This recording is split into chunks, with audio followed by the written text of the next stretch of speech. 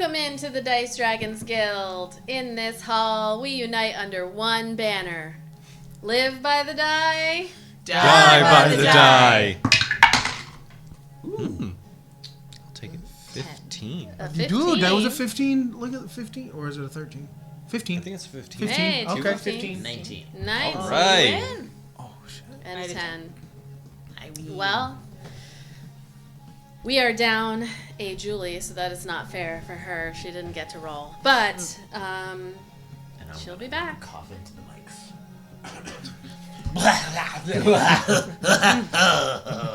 Don't forget to subscribe to our YouTube channel if you are watching this. We are up to 186 subscribers now. Oh, So, yeah. really? Yeah, we had a little boost there. Very, very close at 200. We're going to do a giveaway, a dice giveaway. We haven't done a giveaway in a while. And yeah, we are also up to 20 patrons on Patreon. Thank you so much to all of our patrons.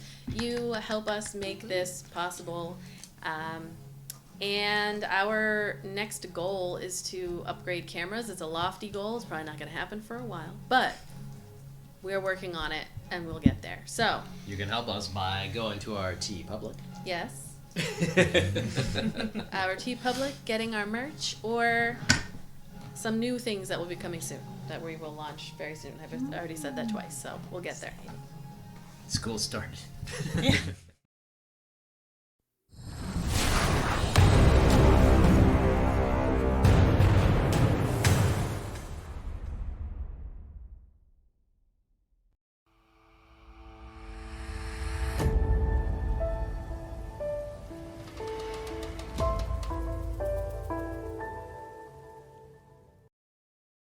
When last we left the Woven Fates, it had been what felt like the longest day ever.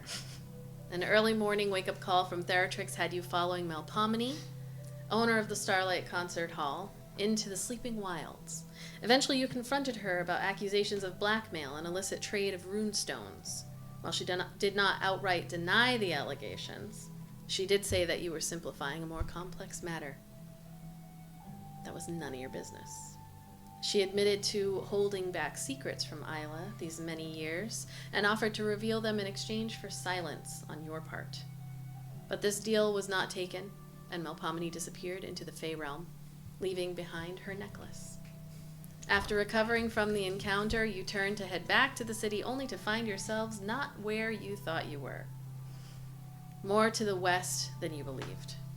So you trekked east, fighting and then running from more aberrant large boars, even nastier than the first time you saw them, until you gained aid in the village of Beachmere on the south side of the island. There you met Melchior, a name that was familiar, the former owner of the Starlight Concert Hall, before it was known as such.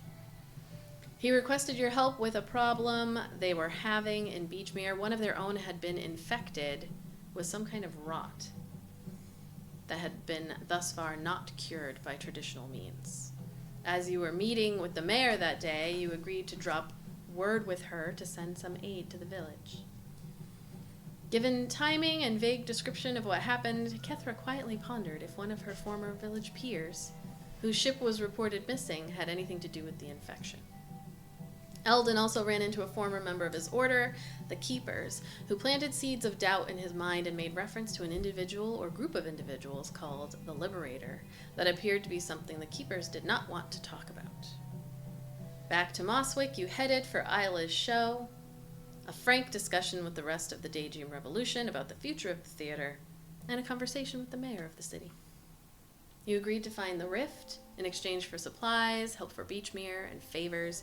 You refused to give more information about the hermit in the woods, Cryon Stardrifter. That led you to the sanctuary where the guardians of the island were abducted and killed. And the mayor made it known that she had eyes and ears everywhere and knows about your interactions in the city. And that evening, Kai had another dream, pushing past barriers to finally hear enough to formulate even more questions than answers. And so we rejoin you on the morning of Glee 17. Several options of where you start your day lay before you. Enrique and Luno may want an update on Melpomene. Pappy Polly's Potion Palace may have had time to work on the manticore bits left behind by Ayla. The library may have more information now that you have names as leads, and posters with Callie's face on it have started to go up around the city. What are we doing? Begrudgingly waking up before noon. Okay.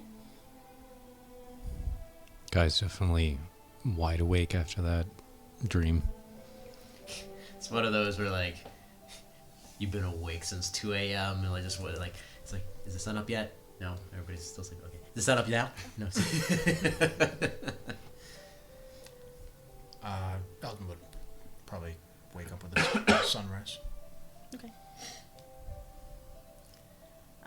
I would say Iolite didn't sleep great on the floor and woke up around when the sun came up, and she, shortly after waking up, she also had like some not great dreams and things like that.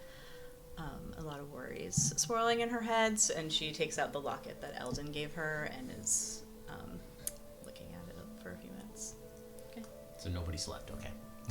Not well enough to get a long rest, but not much better. Is your than back that. full of regrets for not taking the bed? It's the last time we're gonna have that really awesome, beautiful, soft, giant, king-size bed. So the locket, the last time you looked at it, had a picture of a young man, a young half-elven man, who you know, Desdeer, with his curly brown hair and his light brown skin. Does the locket still show that? Because it will show different people depending on anyone from your memory. It will show. It does not show him. Who does it show? It What do they look like? shows a man who looks to be about. You're right there. Like looking at the I like to be thought of. Oh, she's so well way over there. It's a picture of the bed. So full of regret. No, it's a man who looks to be in like his late 40s, half elven man, fair skin, brown hair, and some freckles and some like tortoiseshell like round glasses. Looks similar vaguely to Desdeer. A little bit.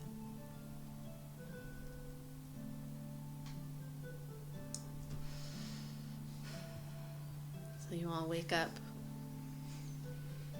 kind of that feeling of, all right, yeah, you've been doing stuff, but it's, you know, after a conversation with the mayor where you're given a charge, you're mercenaries, even though you keep denying it. You're in the employ of the government. Fuck. You have been given a task. Working for the man. I begin, like, putting things in like a travel backpack thing. Maybe more outfits than is required, but amongst other things, Okay. that's what she's just doing right now. You're going to be moving into the house that the mayor said that they would have ready for you at some point today. Right, and that's what we agreed on. Well, I mean, that would be up to you. You have a home to stay in. Nobody's kicking you out. It's up to you. Yeah, no, that's Okay. yeah. You guys go live over there. That would be probably the most Ayla thing that you've done. You know what? Ayla before yesterday would have done that. This is a changed woman. Is what's the weather like? Roll me a D. You asked for it. Don't make me Well, you get the first be in roll. command of the weather. Let's see. Let me pull up my standard roll table here. I'm using a new system, folks, so apologies as I figure this out. I'm going to pull up my standard roll table and see if it got better or worse. Actually, as you had been traveling yesterday and into the night, it did start to clear up, but that doesn't mean that it stayed that way. Monsoon. Let's I see. think. Remember from Jumanji. Remember when the rain, the monsoon, there was something that was. Damn it. Alligators. Something. Every there'll be. Oh, the rhyme. Yeah, I'm trying to remember what it was. You can roll a D100. Hey, give me one of those. Which one do you want? It doesn't matter. Doesn't matter. I'm gonna give you both. I found an even heavier one than that. I rolled the heavy one last time. Armory. I'm gonna do the light one this time. Switch The it up. armory in Fairhaven. It was smaller and heavier somehow. Does it have a like you can clip it 9. on? You can clip it onto something to make a fucking mace. It was smaller, but it like thunked heavier than that. The triple tungsten. with it. Yeah, it's a tungsten ball. All right, let's see. We've got. If I walk out on that balcony, I'm gonna get hit by a somewhere. lightning. When you wake up this morning, Hello, and my neighbors. Yes, fuck you too. when you wake up this morning and look out on the balcony, you see that the clouds have cleared and there's just light clouds up in the sky. The suns are shining through. If you open the balcony doors to, Eldon would. it is already hot. Can I probably. roll for how many paparazzi are snapping pictures of him on my balcony? Eldon's gonna like tidy up his gear and take his little leather book, and he's gonna go out on the balcony for a minute and Okay. write a couple sentences, and then like slip that into his bag or something. And just kind of. There he is. There he is. No, you hear some people go, "Hey, lover boy." Tell Ayla we said good morning, girl. Eldon just kind of like waves and like blushes. He doesn't know. And it is busy outside. I really thought you were gonna queue up like, Hey, hey, hey! hey, lover boy. Oh, lover boy. All right. Kethra is being her normal quiet self and just kind of petting Nyx over in the corner, doing some contemplation. What are you going to do this morning, this day? I think we have a couple things to take care of before we step outside the walls for the mayor. Yes, we should get our affairs in order here. Whatever must be taken care of. If there's anything you think you need, you should take it now. Don't know when we'll be back here. Can't take anything I want. Yes, why not? You don't have a bag of holding to take the bed. It's only a 2-foot opening anyway. You wouldn't be able to fit it.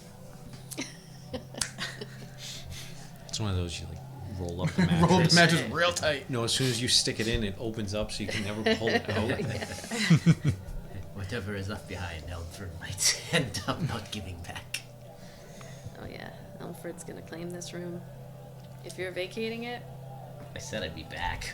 okay. Maybe someday. Well, what's first on the agenda? Well, we should probably get any provisions that we might be needing. I left the Manticore spikes at the puppy's potion palace. I almost said pleasure palace. That's why I paused. I'm like, no. That's around back. I was gonna say that's in the alley around back. It is the arts district, so who the fuck knows? We should also take opportunity to use that extra clearance in the library. What exactly are we looking for? More information on portals and rifts? Or any type of aberrations. Maybe some things that Kethra's family have said. Very well. We should probably let Enrique know that those paints will not be coming. And might want to let Lulu know Fuck that guy. give him the heads up that Mel might not be so happy the next time they cross paths.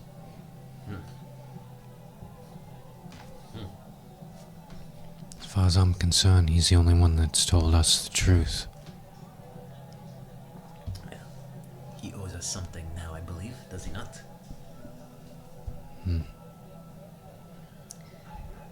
He did say that if you could convince Melpomene to cease her blackmail, that he would help with creation of things that have to do with runestones or helping you get additional items or, and then also access to the night market, potentially. I guess it will depend on your success with Melpomene in his eyes. Well, it sounds like we have a full day. I also realize I do not sound like myself, so I apologize in advance. Where to first? Breakfast.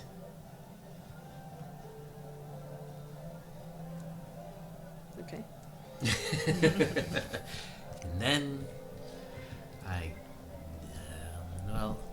probably Enrique. He is the closest. I don't remember the library in relation to Poppies and Lunus. I think the library They're in is... like two different directions. Yeah, it's like just as close, but in the opposite direction of Enrique's. Oh, we should probably inspect our new living quarters, I suppose. You have not been given access to new living quarters. She told you that she would be in touch. Son of a bitch. Sometime You had a today, late- right? Yeah. You had a late conversation with her, so. We should probably just plan on that being our last stop for the day. Very well.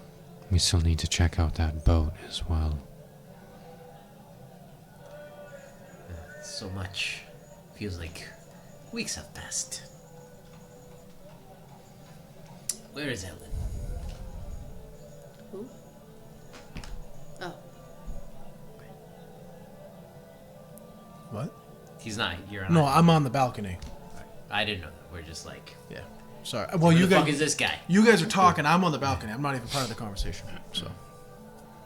Is he? Do we know what he is? I mean, you can fucking see me. I'm not. He's not hiding. I'm sitting here talking. Like balcony's over there. So your balcony's just like. Oh, there. And Theratrix is in the room too. So. Alright, I guess we gather our things and head out for the day. I do not think there is much here that would fit you, but feel free. Oh yes, Kethra, you're here as well. Feel free to take what you think you may need. Anything valuable in the room? Yes. Probably. There's a lot of jewelry. Is it real jewelry?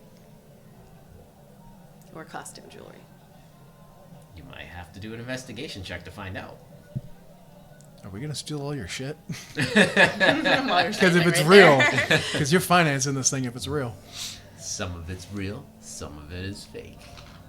If you're looking for jewelry, yeah, you can roll investigation to see what you find.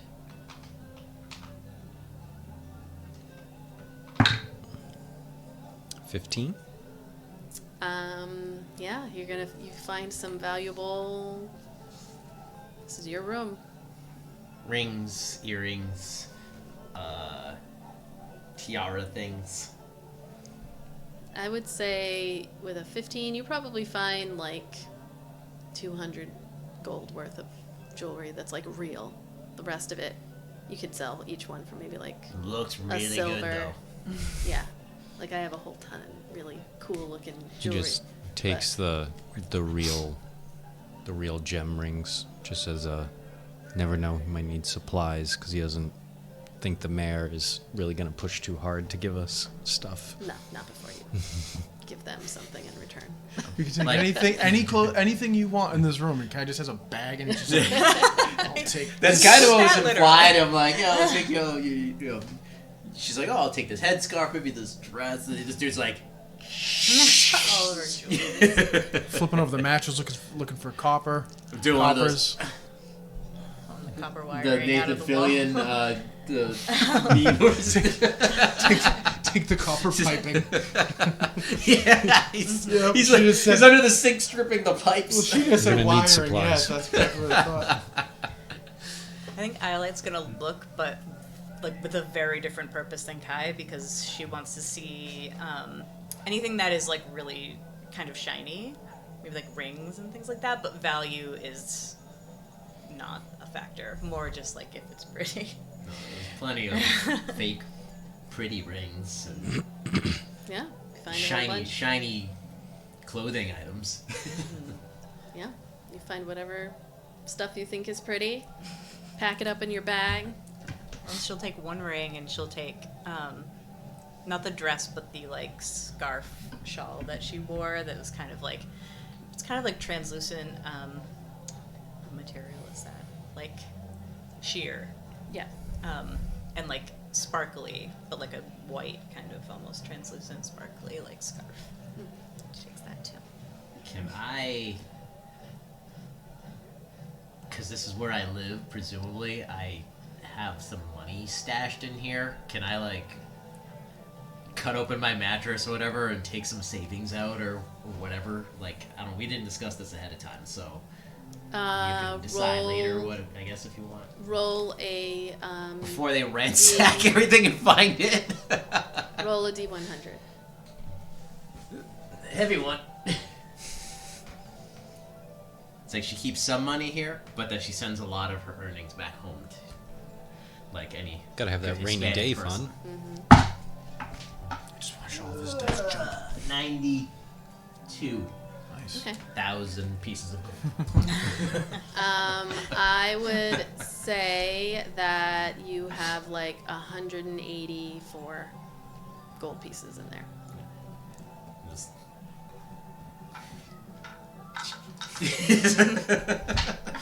As Kai is ransacking him, I lift the match. See, I picture more Kai's like kind of like flicking the fake ones out and then like taking one, and then you're like change jars just like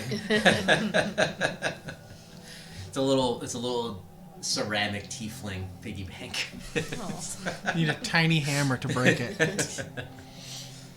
All right, you guys gather up your stuff, and again, you will have access to the Starlight Concert Hall. They're not kicking you out. You have the ability to come back whenever you want. As If far we as come you back, know, there's gonna be some freaky shit going on. Sagald might say, oh no. "What Hello. the fuck just happened?" What Are we still rolling? is going on? I don't know. Jesus. Whoa, it's all that. Technology, folks, love it. And Me and Cuba broke out in dance. We kept it going. We were vamping. Yeah. So you Seagal, fuck that guy. I would just push him out of the way. You know, part of me wishes that it happened again when you said Seagal, because it happened as soon as you said his name. It was like, you've summoned Seagal. maybe was that the Seagal's third curse. time that we Yeah, said yeah. Seagal? Oh, when yeah. you- Skull, Now he's behind the curtain. Yeah, so who knows what he has planned for you, but Well, he's not in charge, you know. I had the fucking jewelry, alright? Didn't you just They gave him nothing. I thought you just made this into like a co-op, like you just gave it to him. I said they can run it. He's there to help. See, I'm hoping that they just rise up against him because he's not in charge. And when you're unlikable, that's usually what happens. and when you're unlikable, people don't follow you. Who says the Gauld's unlikable? Anyway. So what are you up to as you gather up all your stuff? Where are you headed first?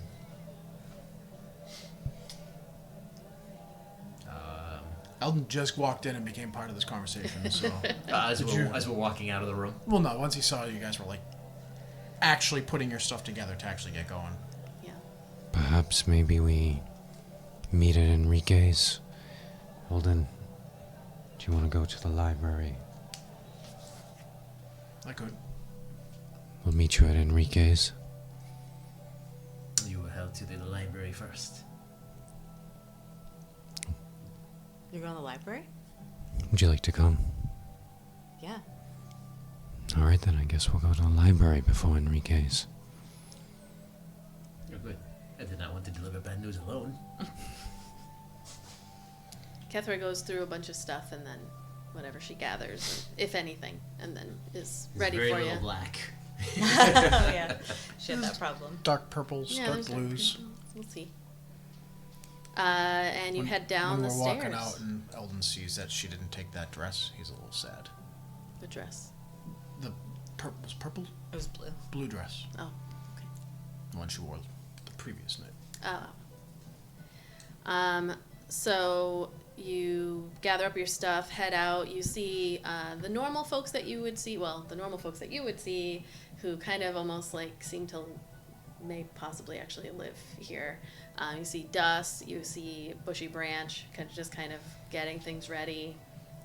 You know, Sigald doesn't live here. He's got someplace out in the arts district, but those two always just kind of keeping busy. Oh wait, yeah, we're gonna go through Melpomeny's desk first before we leave the building.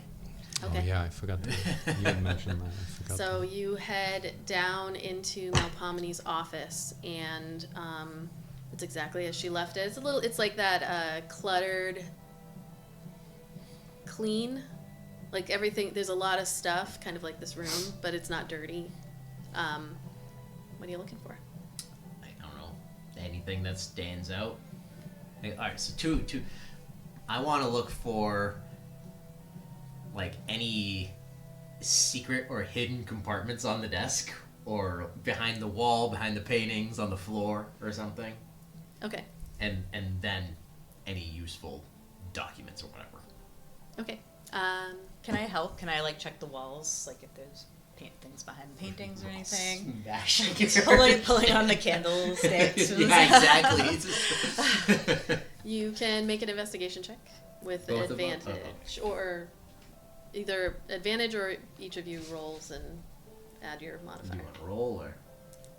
I have +0, so My investigation is a +1. you just roll. 14.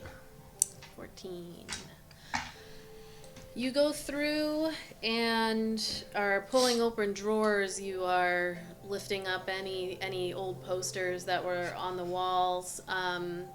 You find evidence of like areas that, as you're looking, you look underneath posters and whatnot, and you kind of find evidence of cracks and stuff, maybe things that didn't get fixed fully when there was whatever accident that happened all those years ago, and she just covered them up because it only needed to look good for people. You do find some notes, but they're very run-of-the-mill. Like there's just like kind of notes about different ideas that she had on entertainment. There's a little bit of a a whole write-up of Sigald's ideas, like every idea in his handwriting. Different notes that are just like, here's an idea, here's an idea, yeah. She keeps them all in like a pile. You find one about Bushy Branch, who apparently had some kind of idea about a play that involved like... Their name is Francis. What? Bushy Branch. We find out their name is actually Francis. She just straight was like, what? We just call them Bushy Branch, but they have an actual name. Nobody ever asked. Yeah, nobody bothers. Just like, okay, sure. Well, that's Tabaxi names. Bushy Branch is a Tabaxi style name. But you don't find anything that looks suspicious or unusual. No evidence of wrongdoing. No, like, you don't find Lunu's name written anywhere. Anything with Enrique's name only has orders for clothing, and that's it. With a 14.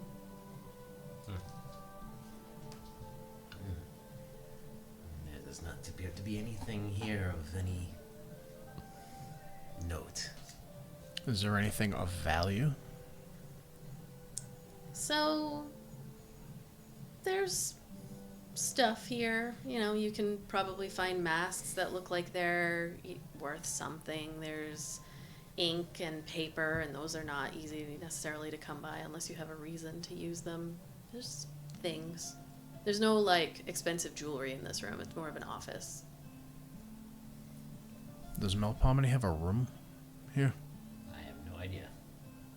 Now that you think of it, I don't think so. I do not know where she lives. I have never thought of it. Ever. And how long have you known this woman? 10 years? She was always kind of here. Hearing that, can Kai specifically check for like a secret room? Isn't that what we kind of did? Oh, I thought you Yeah, were just. no, they were kind of looking. They were looking for her. Yeah, I was like lifting up the drawers, and she's like, turning the fucking Yeah. candle No, you sconces, didn't trying find- to Pull the candlestick off the wall. every Cracked book. it. We're just like. Yeah. No, you didn't find anything. Interesting. Never dawned on me. She was just here. Always here. Very strange.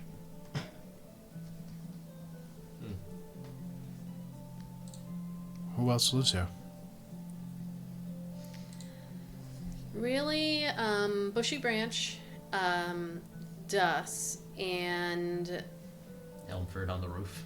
Elmford would live here as well. Those three out of everybody in the Daydream Revolution.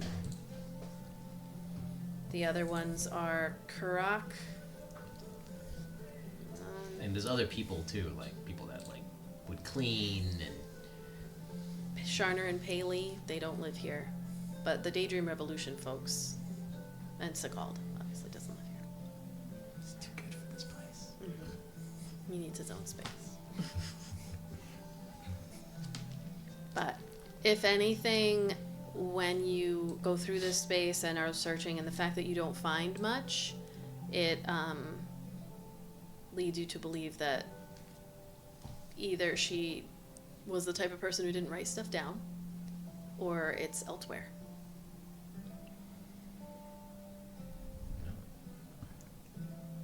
I suppose it is time to get on. Do you happen to know of any place maybe Mel frequently went to? She just would make her ways around town. You know, the mayor mentioned about getting a drink another time with Melpomene. Maybe the mayor knows. Maybe well, it's a good lead. Maybe next time we see the mayor, we can ask her.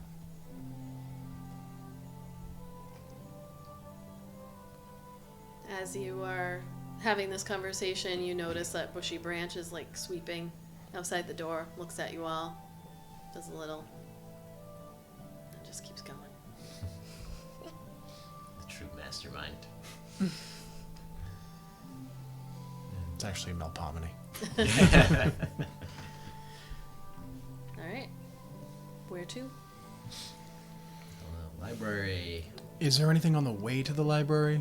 One of the places, other places? I don't think there is. Enrique's would be more to the north, and Lunu's Lunu's is to the southeast. So, Pappy Polly's. Hold on. That was on the way to the gate, I think.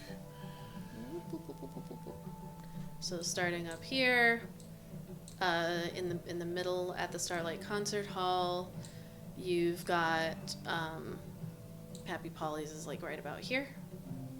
The Courier's Haven and the Callian Collection, which is the library, is to the south of the Citadel. Maybe we can loop through, grab a bite to eat on the way, hit Pappy Polly's, and then the library. And then to Enrique and Lunu's. It'd be Lunu's and then Enrique. Isn't that you said Lunu's there? Enrique is up here. Painted Wardrobe, which is in Oh, the it's Arts actually- District behind you all. It's actually much closer to Enrique's. I thought the Shit. And where was Luno? Lunu is he's down here, almost by the docks. a little bit past the Blood Rock and in the port district. I mean, we could just hit there and then... It's like either go up and then that way, Yeah. or go that way, and then because we're gonna end up Do we want to hit Enrique's first then? back in the arts district eventually, anyways, right? So we want to hit Enrique's last then. I say last. So we go to Pappy Paulie's, the library, then Lunu's, like one big circle around. Yep. Yeah. Now on the way, we stop for breakfast burritos. I have a question about Bushy Branch. Yes. Does he not talk ever? Or is he just, like, really quiet? You have never heard them speak.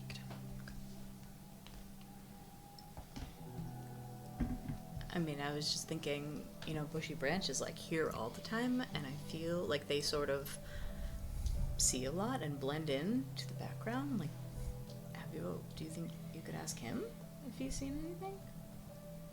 Did not think that Bushy could talk. Well, I don't know either. Hey, Bushy! Bushy Branch stops and turns to you. Stop sweeping. You do not happen to know where Melpomene actually slept, do you?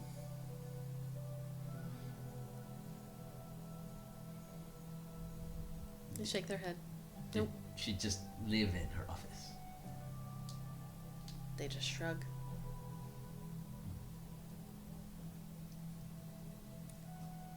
Any other questions? I'm running at the zero here. No, I guess not.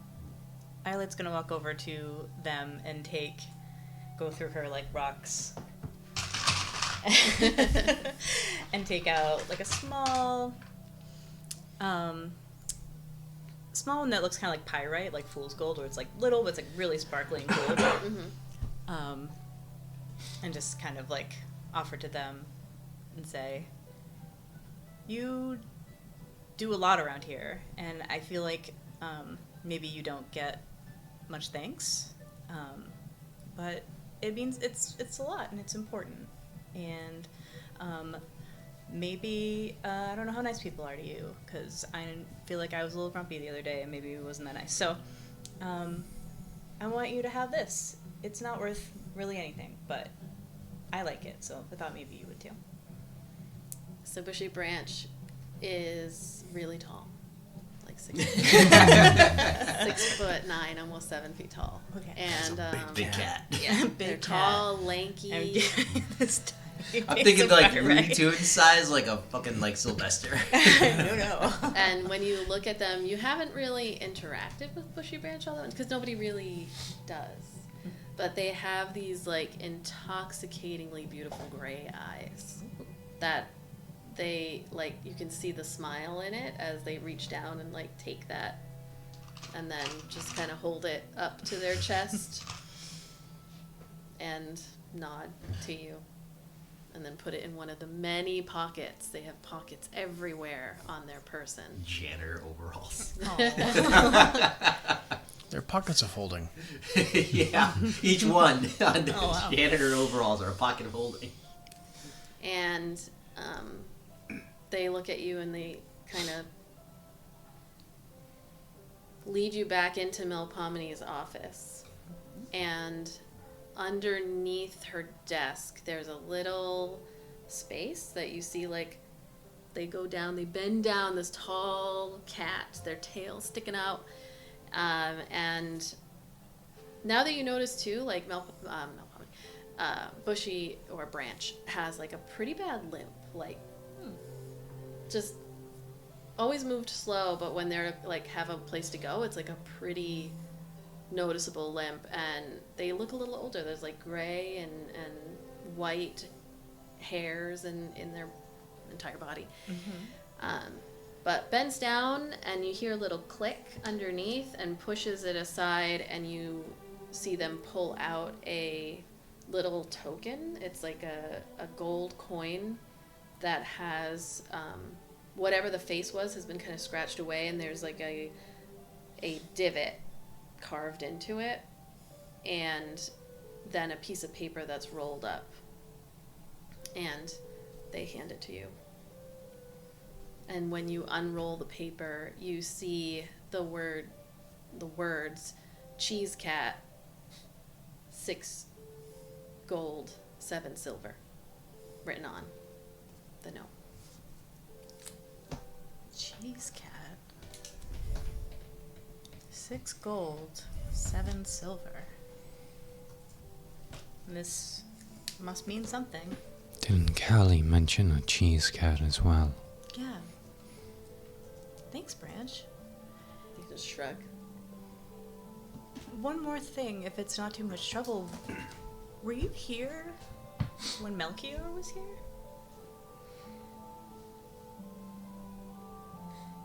They nod. They're all here for this, right? Yeah. Oh.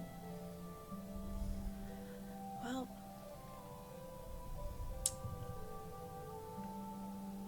What should I ask? I don't know that they can answer. What, is there anything you can tell us about what happened? With the accident and Melpomene and... Their expression kind of changes and they just shake their head and then back out and back out of the room and go. They're gone before you can even be like, wait. It's like a cat. It's just like, no. just no. Nope. Oh, man. And then they're gone. Thank you. Sorry, Branch. Thank you. Thank you so Keep much, the place though. running. Limping with conviction down the hall. Well, that is an answer in itself, I suppose. Disconcerting. Yeah, they did not like that question. I wonder if they were involved in the accident.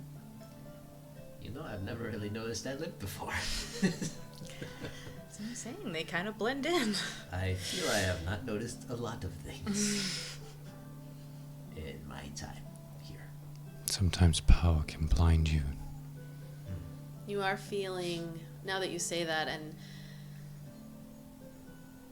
the past day, or since coming back, you have felt a little bit more clear-headed.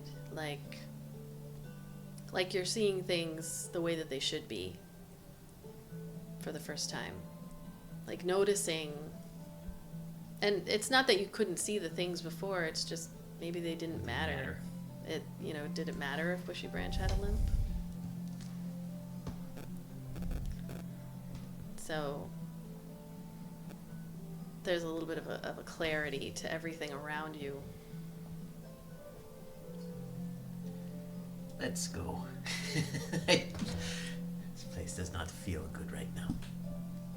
So in addition to the note, you said there was a coin with whatever the face was? It's kind of scratched out. Or token. Or Yeah, like a little token, like a gold coin, but the sides are scratched.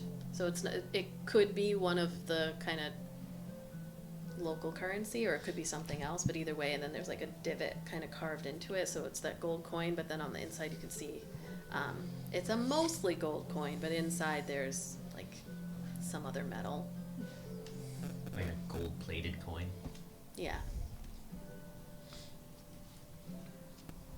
Does it look like it was done with a knife, or It looks like it was done by hand. On purpose, probably.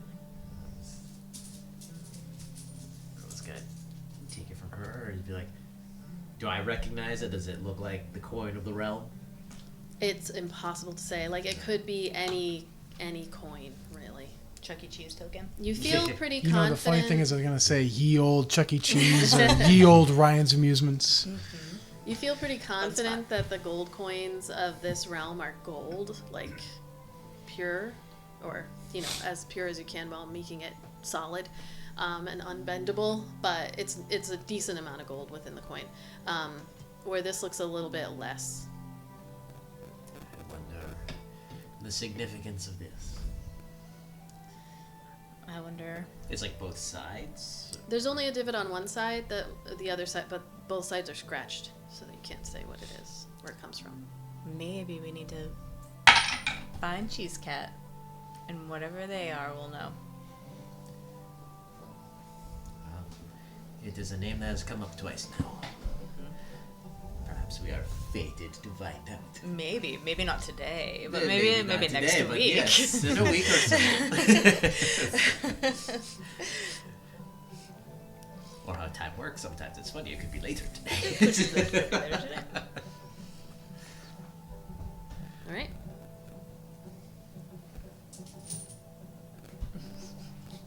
Where are you headed? I think you have to pick up some items, right, Ayla? Yes. Let's see what. There's a magic shop, right? Or I forgot what the Pappy Polly's Potion Palace. Okay. So, see what else we might need there. Pappy Polly's Potion Palace and pornography in the back. And pleasures. And pleasures. Pornography and other pleasures. Now you can go home and tell them, it's like, we've added pleasures to your Happy store. Polly's Potion Palace and pornography pleasures. No, on Pornography the back, for on your the back pleasures door, in the it back. just says pleasure. Pleasure passage. So you go in through It's that like way. his picture, like. Let's do it. I picture just saying unadvertised. pornos. Listen, like Just a hexes. beaded curtain. It's just a beaded Neon curtain you light. have You to can go see through. right through it. Yep. All right, you head down the streets through the Unity Square. There are, as you get through the Unity Gardens and then the Glee Gardens, of course, you can see posters up of Callie, which you did notice last night. You can see that there's a new notice board that has a few different things that people have been placing up, like missing dog, or my brother and I want candy, stuff like that. That And- foolish Kelly. Where do you think she ran off to? Well, she'd be a fool to stay on the island. Oh, if she did not turn herself in. I mean, clearly she did not believe us. Unless it was not of her own free will. She was taken, perhaps. We still have no way of knowing. Now I guess Cheese God is also a lead on Callie. What bothers me is, with everything going on, if she was she stands accused of burning down. No, she was arrested for bashing in the face of Lewis, who she believed burned down the tent. Oh, that's right. Did he die? Not that you were told. I mean, that's for getting in a fight of whatever kind, for whatever reason. With everything going on the island at the moment, you wouldn't think it'd be such a high priority. I believe Lewis has money and connections.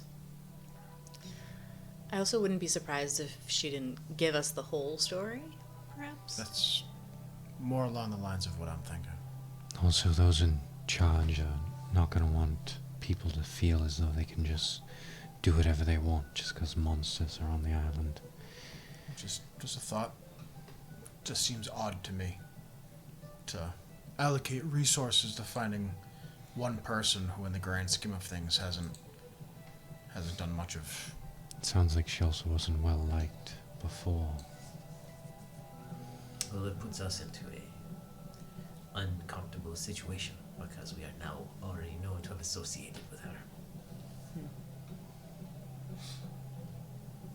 So, we had that, finding out what happened to Callie on our list.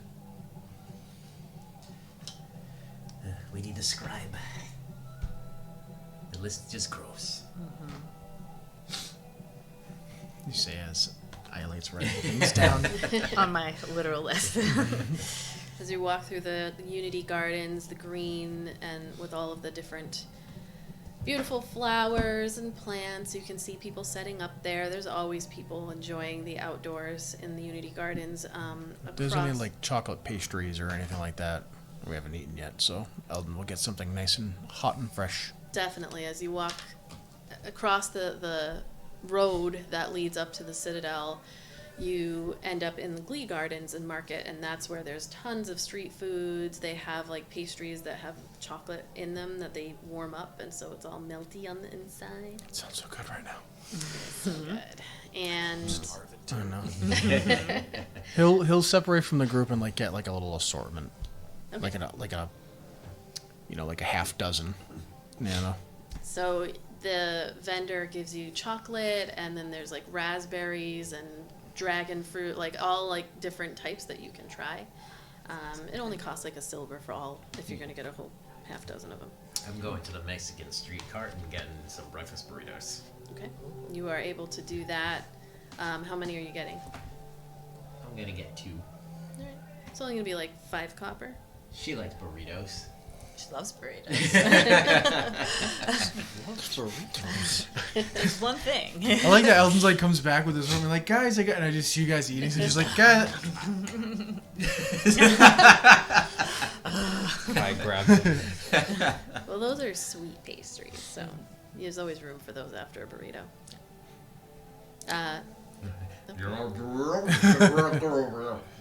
He's just sharing with whoever, and then he'll take, because there's 5 of us, and then he'll split one and give half to Nyx and half to Theratrix. They love it. That was a dragon fruit one. Oh yes.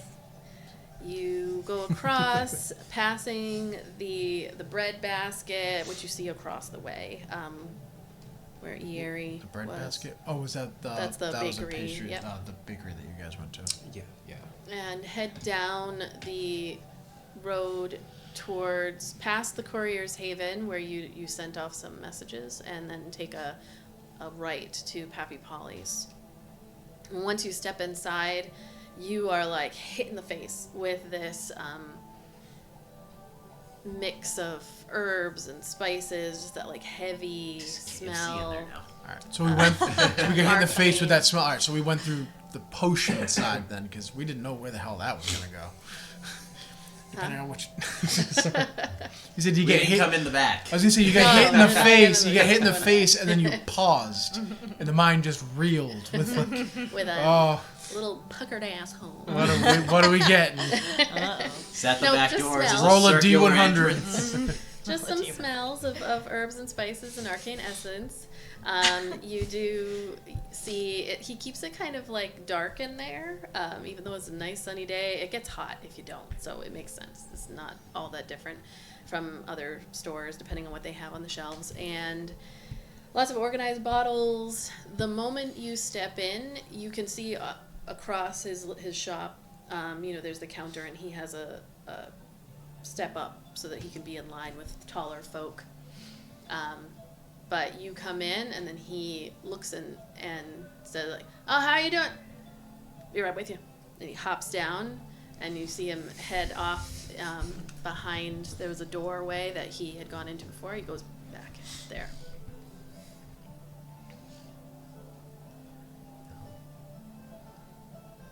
Just kind of stand around. Anything we might need on the shelves around here?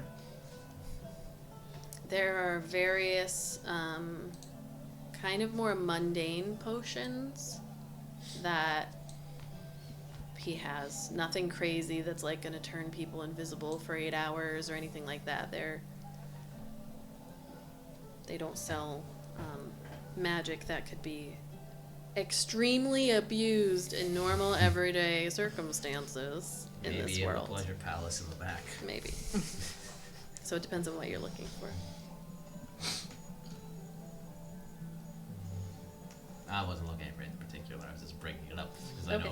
I know this one likes shopping. You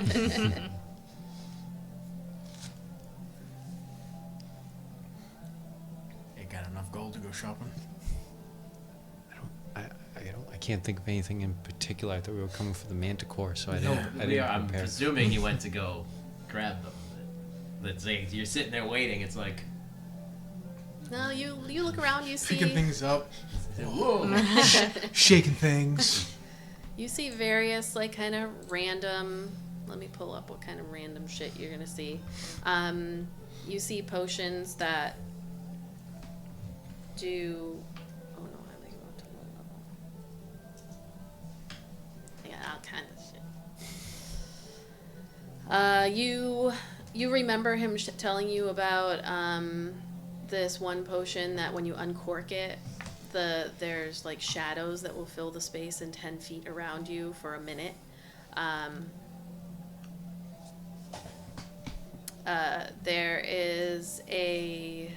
There's one that you look at that is like Leprechaun's Luck, it says. And it says magically teleport 50 feet. Random direction. It's like It's magically delicious. You see that potion of idiocy that he had told you about, where if you drink it, you have basically the effect of the Feeble Mind spell for 2 minutes.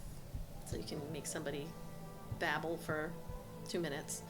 well, we all made a potion here, right? Yep. You have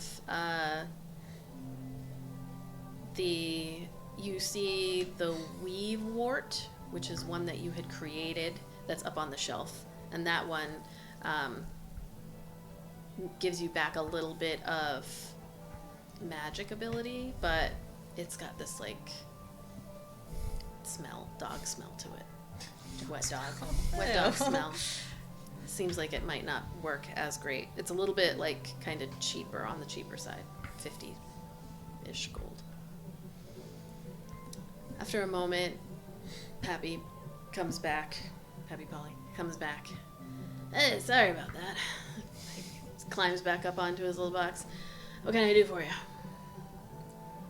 The manticore spike. Oh, yeah. I just read that. I thought he was getting to go get it. He went back there to like hide something. Oh, yeah. I'm almost done. I'm almost done with it. You want to come back, later on today? Very well. Or tomorrow? I do not have time tomorrow. Yeah, give me a couple hours. I'll have it ready for you today.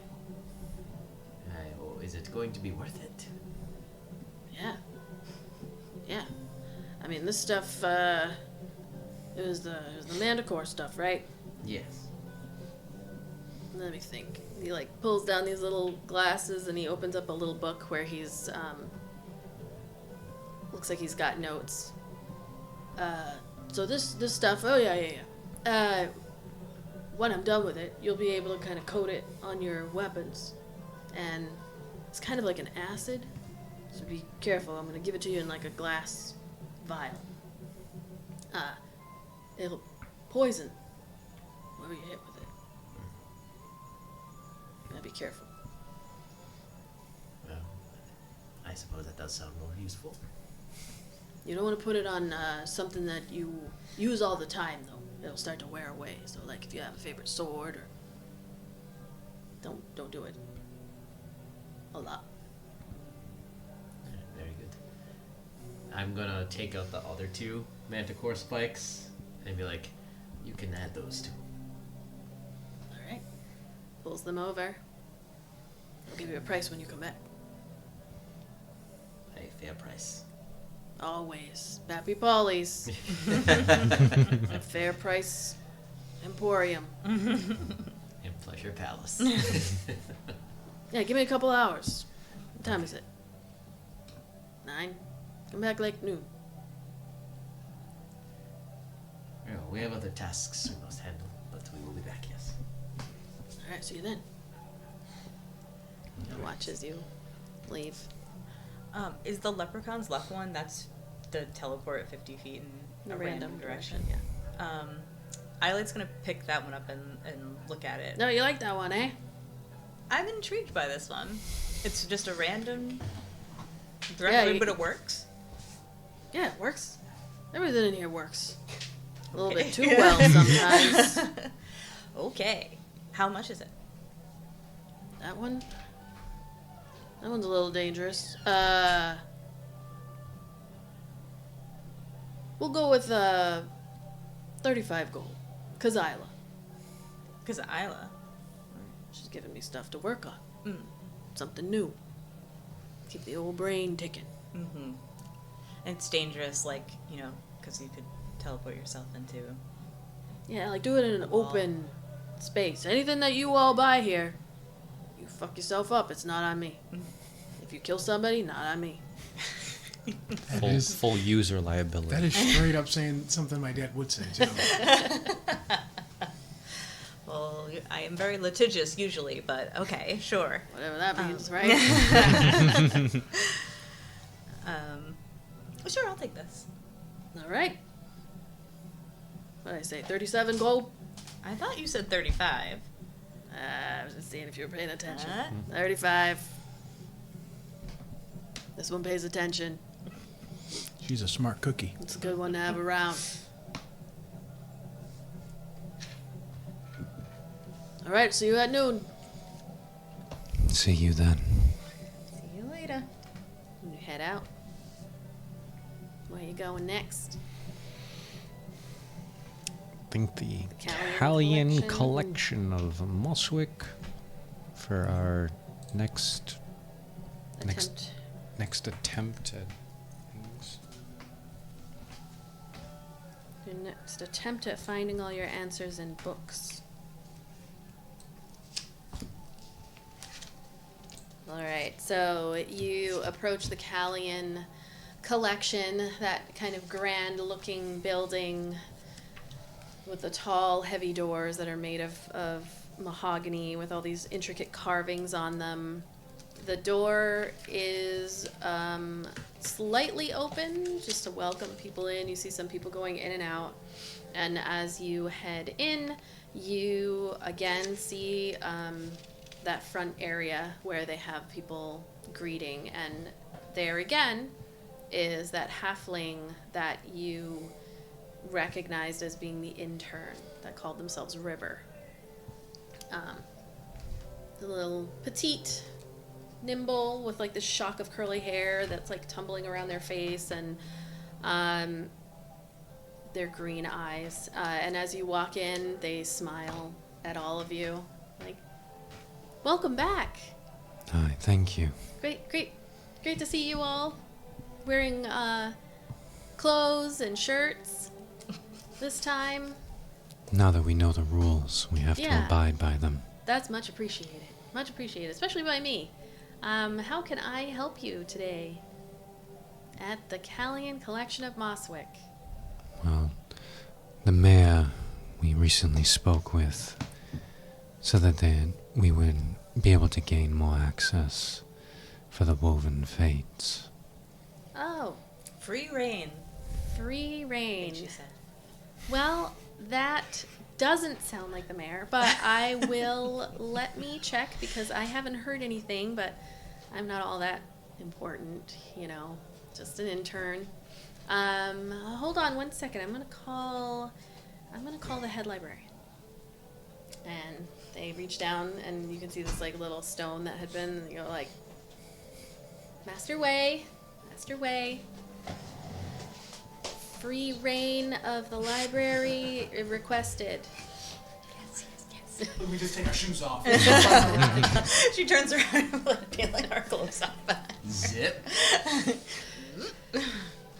So you're standing, you're looking around, and it takes a few minutes, but eventually you do see, River is just kind of looking at you all as you're standing there, just waiting, and eventually the head librarian, this half-elf, just very slightly pointed ears, they come down, they've got these like glasses, and very poised, steps down. Free reign of the library. And who would I be speaking to? With the woven fates. Ah, the woven fates. Well, free reign was not indicated by the mayor. However, I am more than happy to get some of our more learned scribes to follow you and bring you to more of the areas of the library that may suit your needs. What are you in the mood to read up on? Currently, we're looking for any more information on any type of rifts and aberrations. Things that can help the island, as well as, personally, I'd like to hear some more of the Callian and Cassian histories. All right. We can certainly help with that.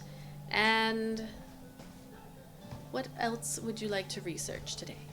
I have a few things, and he'll actually, if there's any scrap paper, like if there's a piece of paper, he'll like write the 4 things down. Keeper's history, the name Pyrethorin, the Liberator, and associated with the Keepers, and Vascan Veterix in general. Okay. She looks at your list and she says,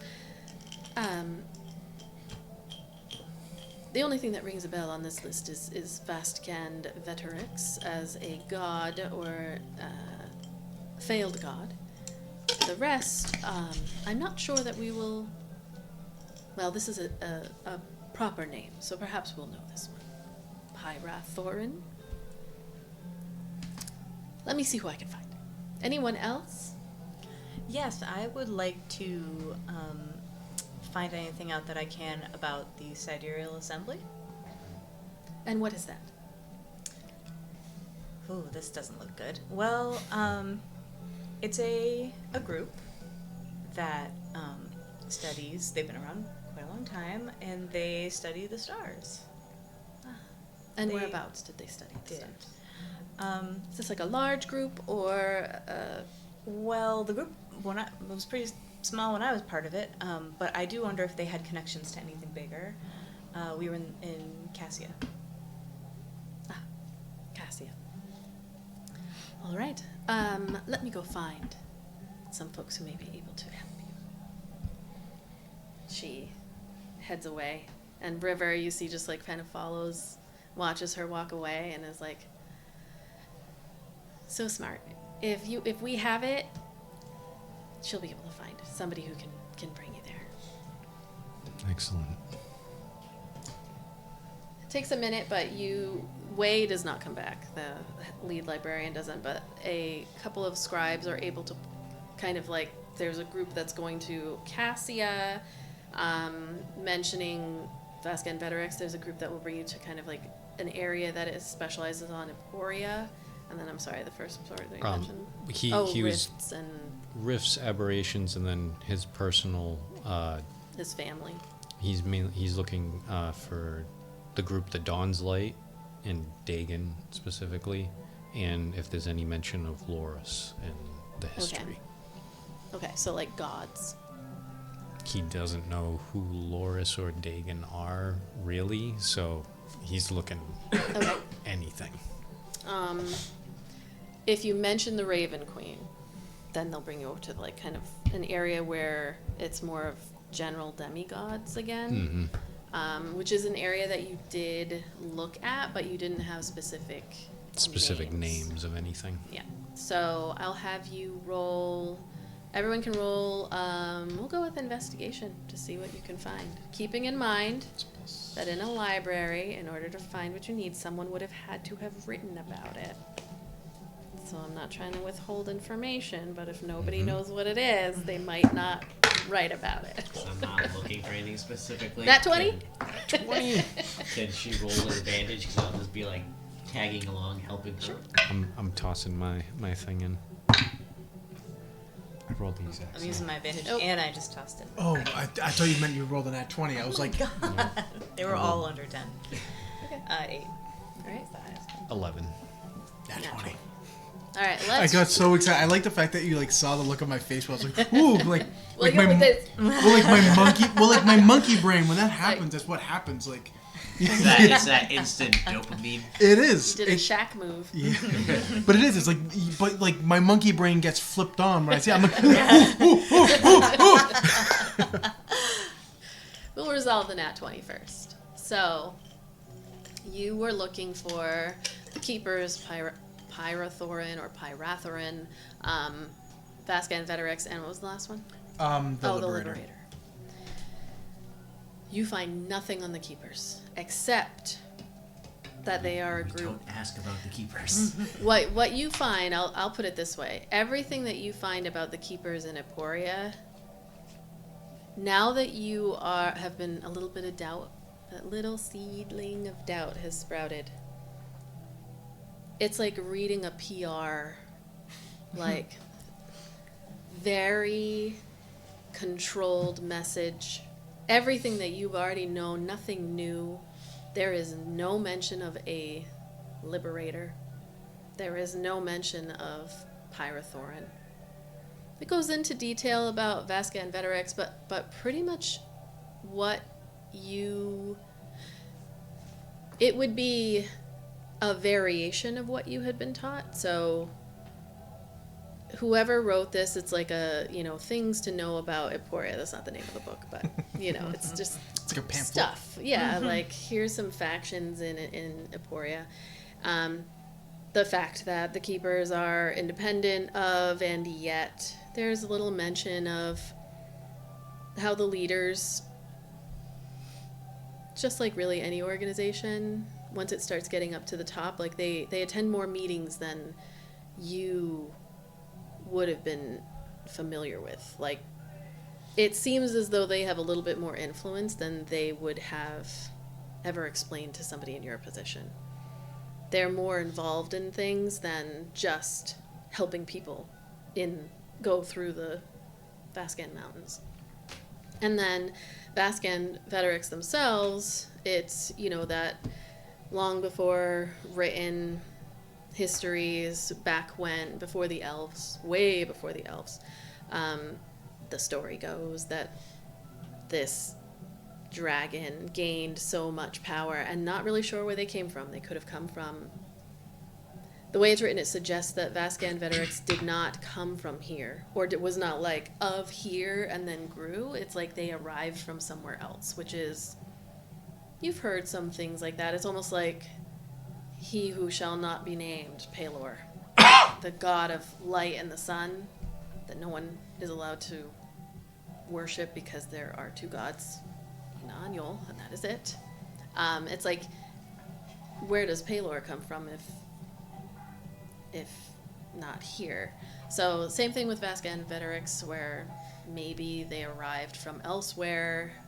That's kind of the working theory, and then they had the audacity to attempt to move up where they were not invited, and were cast down and became the mountain range. Like, that's how big they were. There are some that believe that they were as big as the mountain range, and some that don't. But you don't know.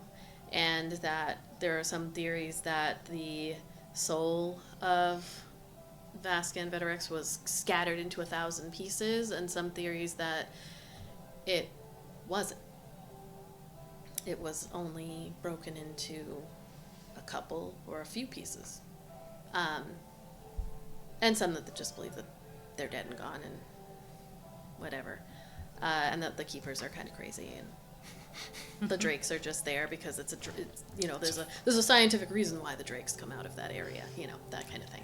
It's all a fair assumption. Yeah. No mention of dragons. No mention of dragons ever having come from the drakes. Always drakes. And they are this like self-righteous kind of group that does what they think is right, and is a little bit more involved in politics than you thought. But the silence is like, okay, did she make this shit up? Is there such a thing as a liberator? Why would she make that up?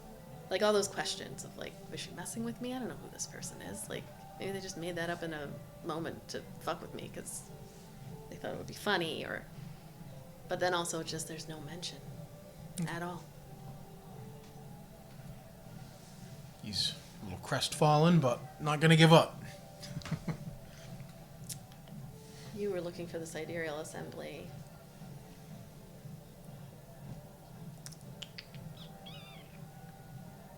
You don't find... I'm gonna say that you... One second.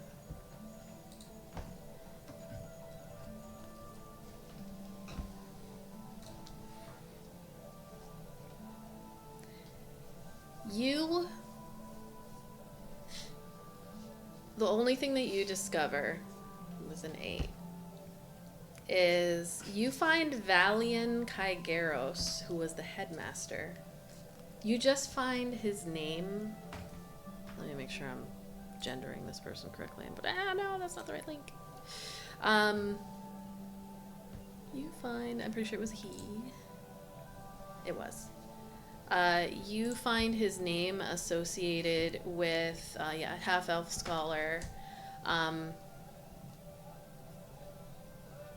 Conversations with higher-up folks in,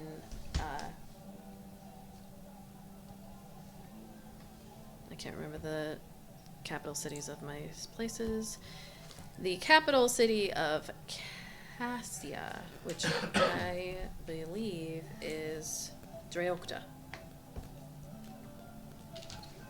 So you just kind of find that this individual, which isn't overly surprising, let me just double check,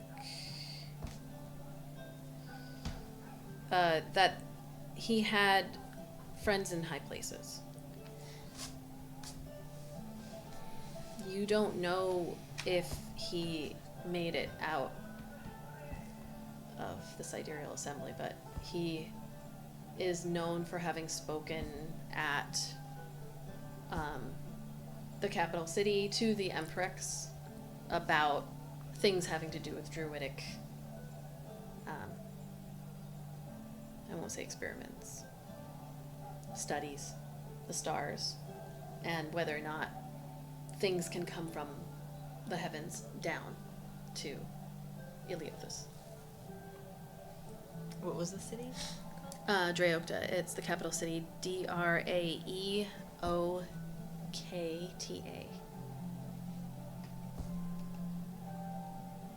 And it is either a variation of the spelling or the actual spelling of the word for, like, dance in Gaelic. Oh.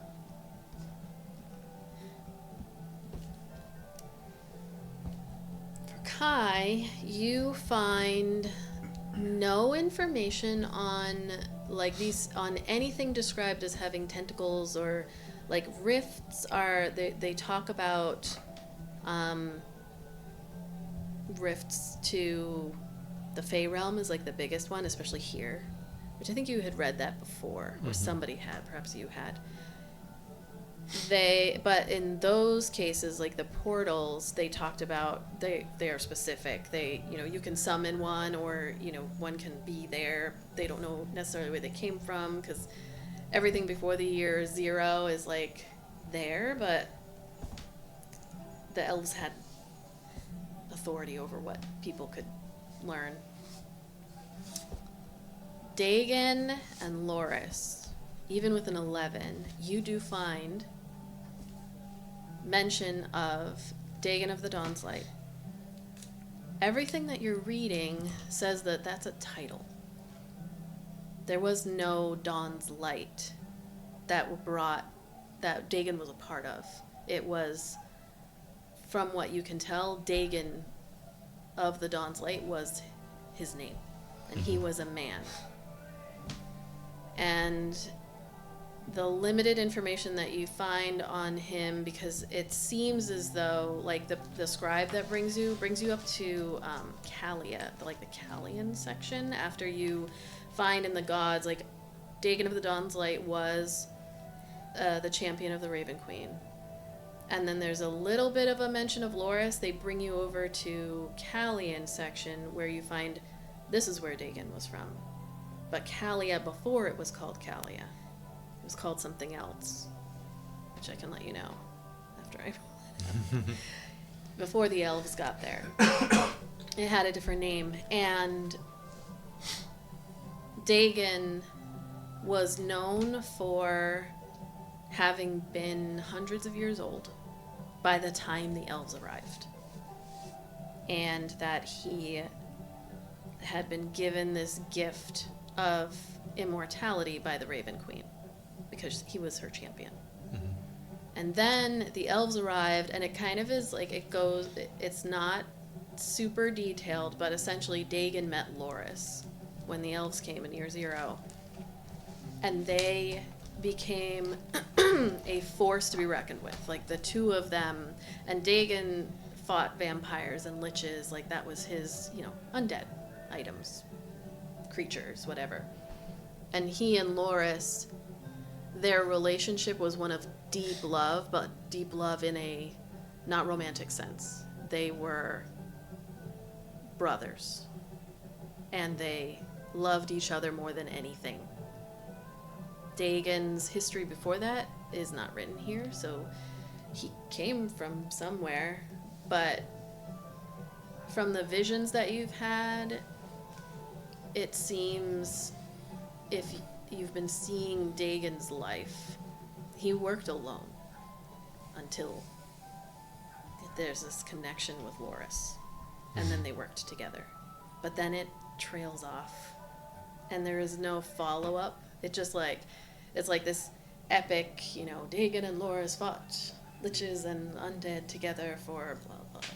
But then it's just kind of like, and then it goes into the Raven Queen some more and theories about where she came from and all of that. But it's like a story that there's a ...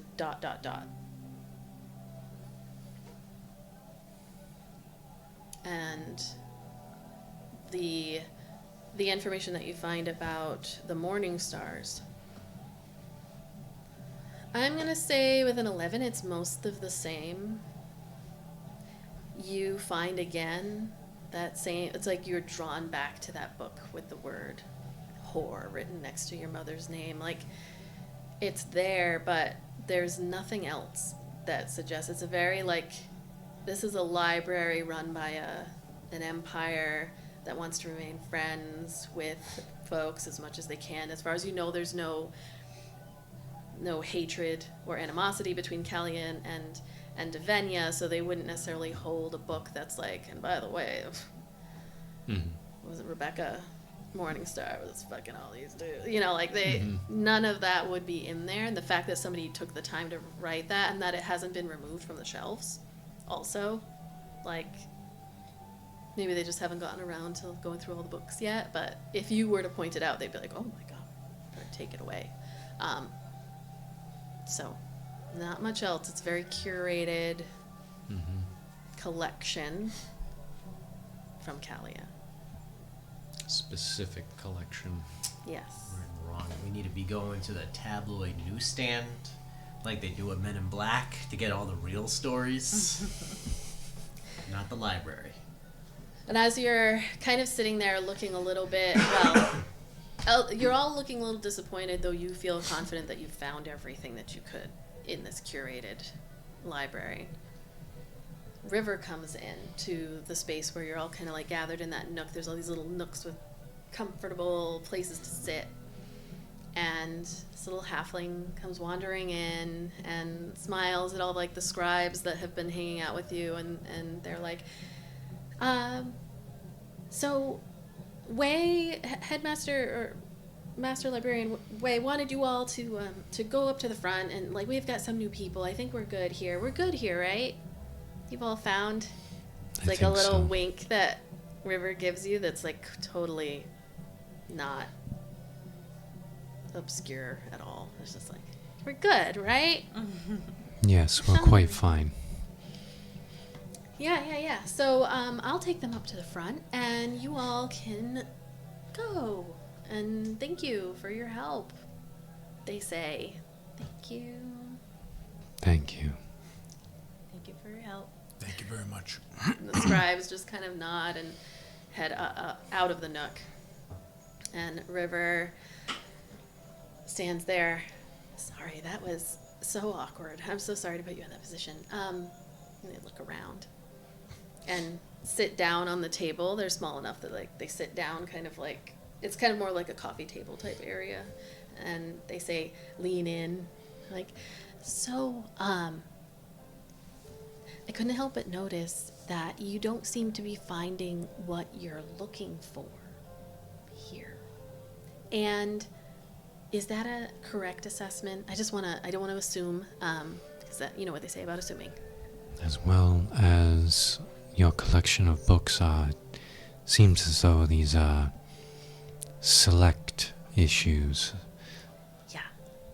we get everything from Cambridge, which is, to the north, the capital of Calia. We don't choose our books. We receive them, and they have to be reviewed and then accepted and approved and all of that. So our books and our scrolls. And so I was thinking I might be able to help you out if you'd be willing to do me a favor. I've heard some really great things about you, and I heard, about you jumping out into the front and like fighting off monsters, and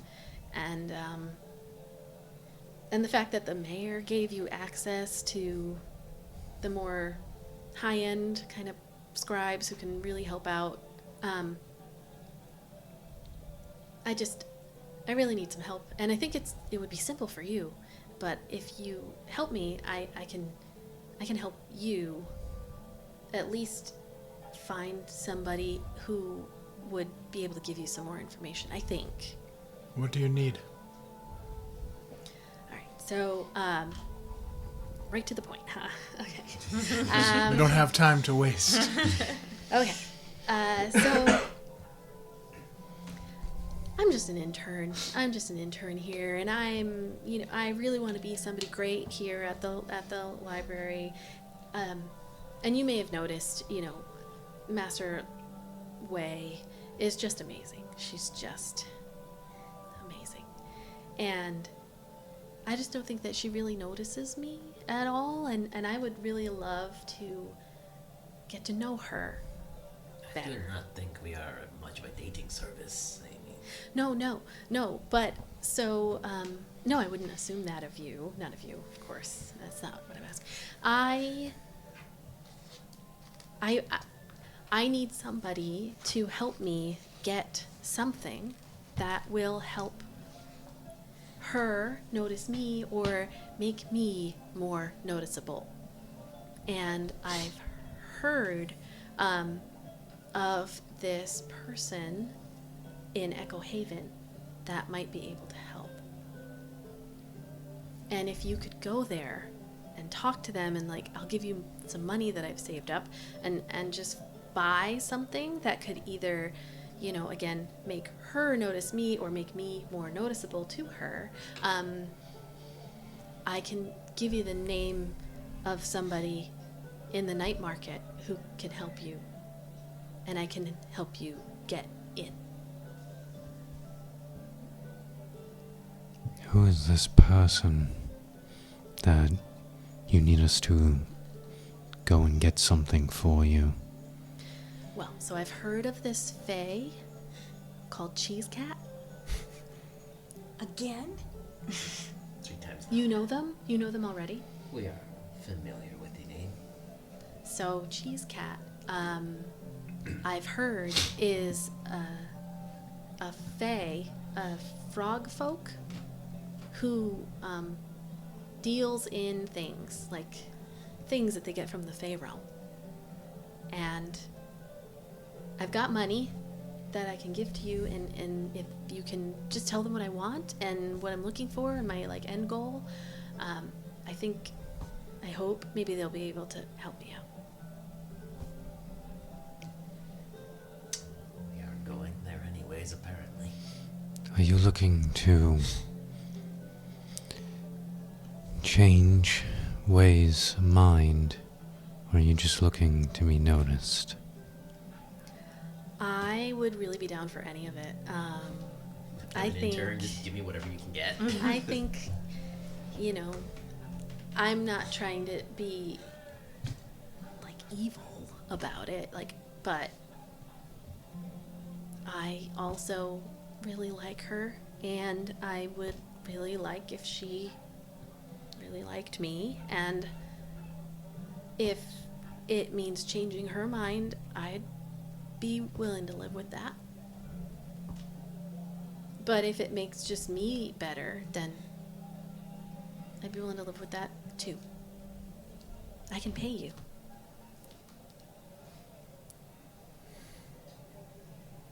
We're going there anyway. I think it's worth a shot. At the very least, we can look into it for you. Kind of sit up a little bit. Well, the information that I have will be payable upon something in my hand that I can either take or give. And the moment you give it to me, you're out of the thing. Like, I won't say anything to anybody.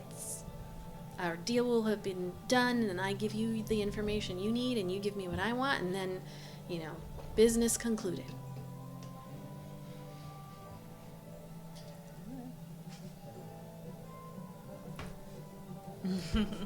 Why not? All right. I'll be right back. I have my stash of money, and I don't know how much it's going to cost, but I've saved up about 85 gold. For a while, I've been saving. And I can give that to you. Awesome. All right. They leave. Let's hope a Fey gift costs 85 gold or less. I don't know how I feel about influencing someone else's mind, but if Cheesecat has something to enhance herself... Yes, I mean, can make her taller. I don't, maybe something. Who knows? Shinier. Yes. She just wants to stick out, right? A nice brooch. Maybe. I can do her hair. I was gonna say, maybe she could get like a nice haircut. It's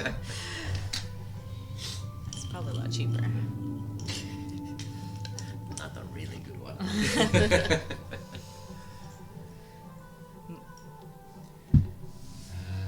But either way, clearly, we must see this Cheesecat as the name is no longer coincidence. Yes. I hope they're real. I hope they're alive. I hope they get here. Due to against inclement weather. Callie. River comes back, and you, very quietly, there's a little, clink on the table. And it looks like it's in probably a couple of platinum in there, and then more. What would that be, 10 gold? And they just kind of push it into the center of the table, and then stand back up, and nod, and turn around and walk out. You're gonna hold that? Yeah. Hold on to it. You said it's 85 gold total she has? Yeah. And as you all sit there looking at the gold as Ayla lifts it up and puts it into her pocket, we will take a break. We return back into the city of Mosswick, specifically the Callian Collection, the library in the city, where you have just been asked to do a morally questionable act of helping an individual get something to help them be more noticeable or have somebody else notice them. What are you up to next? So you had discussed, Lunas. it's only been about, maybe an hour of searching before you figured out that you'd kind of found what you could in this carefully curated and managed by the city. Propaganda library. Yeah, it's not a free-form library. Lunus, there is the painted, wardrobe, and Pappy Polly's, in a couple more hours. Where are you headed? Lunas. I suppose. All right. As you are walking, as you're leaving the Callian Collection, you see River has taken their spot back at the front desk and when you are walking by, there's another few winks, like, and a big smile.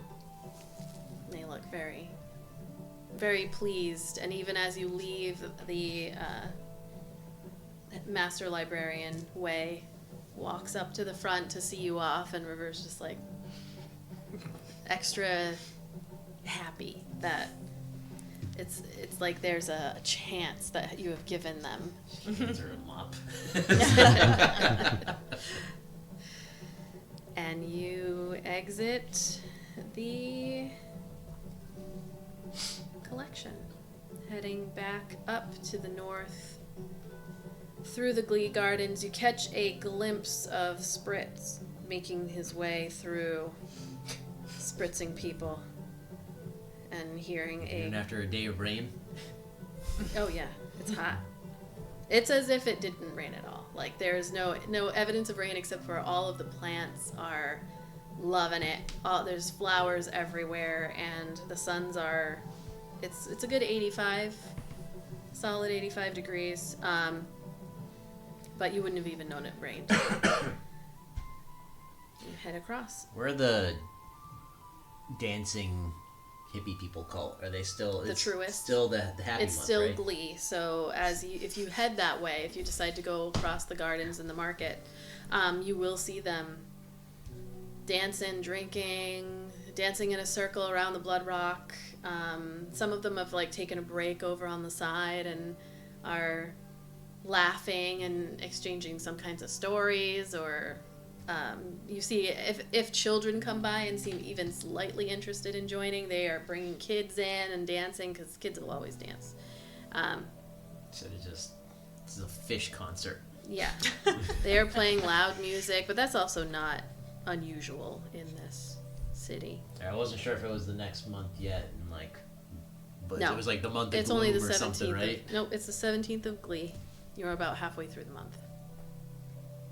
Like I don't know what's gonna happen. But it turns to Gloom month, and we walk by these people. They Well, all there is start. no They all start gloom wearing month. berets. Bummer timber. There is like ancient Fucking God, bummer timber. There is, ancients and shadows and silence. That one some people look forward to with the trip. But you cross through the Blood Rock, and not too far away from Blood Rock is Lunu's. As you get closer, it's that familiar kind of sound of metalwork, and you see him standing outside. He's got a covered area that shades the work that he's doing, so he's not out in the suns, but he is working, people walking by, and as you approach, you see him stop, and he just looks up at you without a word, really. It's busy. Get some sounds out. Wipes his hands, places down what he's working on. How can I help you? You have time to talk. Is it something worth talking about? It depends on what you think is worth. Is it going to be more of the same? Or do you have actual news for me? We have something, yes. Come on.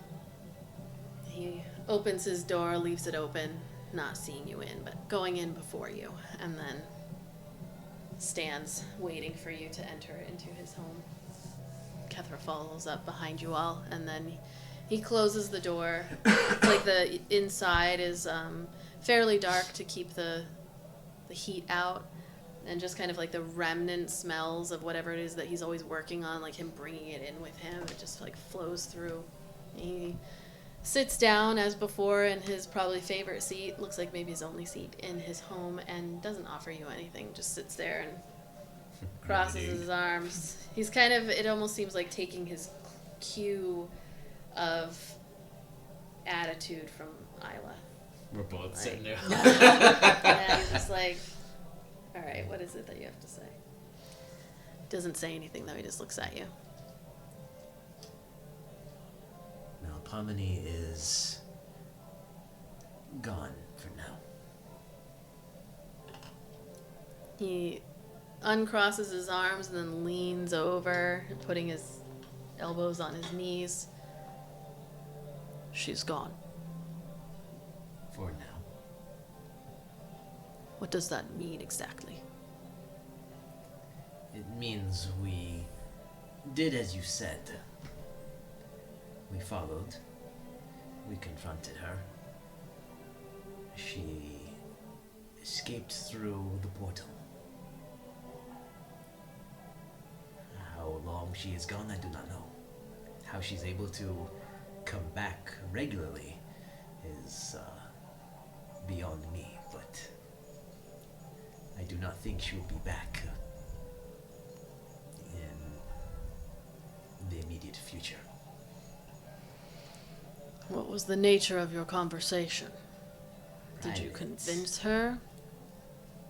Was it amicable? Did she agree to remove our agreement?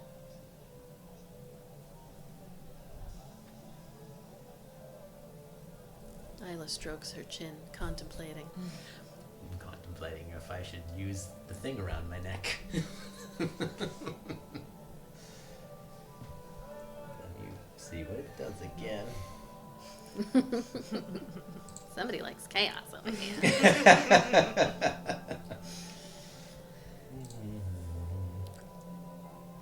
Yeah, I guess that's not overly useful at the moment. Or is it? We confronted her. What she does next, I do not know. I just know that she is gone. She might not be looking to be seen for a little while. She might have been implied that if she didn't tell us what was going on, we might tell other people.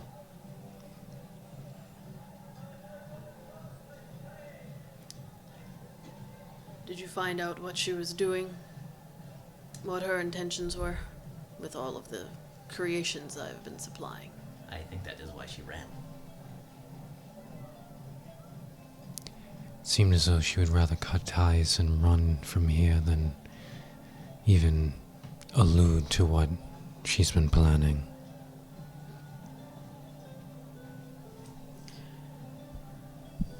Well, not exactly the news I was hoping to hear, but better than nothing. We You can go about your business unimpeded for the time being. Well, we thought it would be best if you knew. I appreciate that. And in return, In return,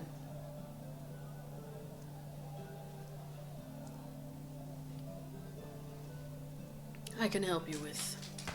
He looks over at Kethra, who had kind of insinuated that she had something.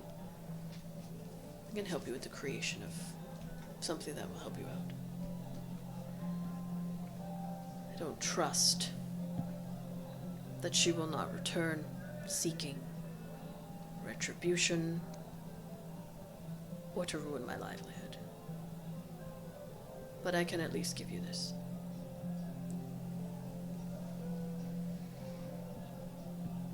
The charm that she handed to me, I will find a way to ensure that it finds its way into the hands of Stoneforge or the mayor.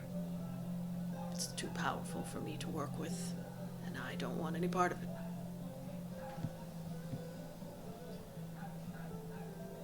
But as for the runestone that you currently have, and Kethra reaches into her bag, it's like, I appreciate it.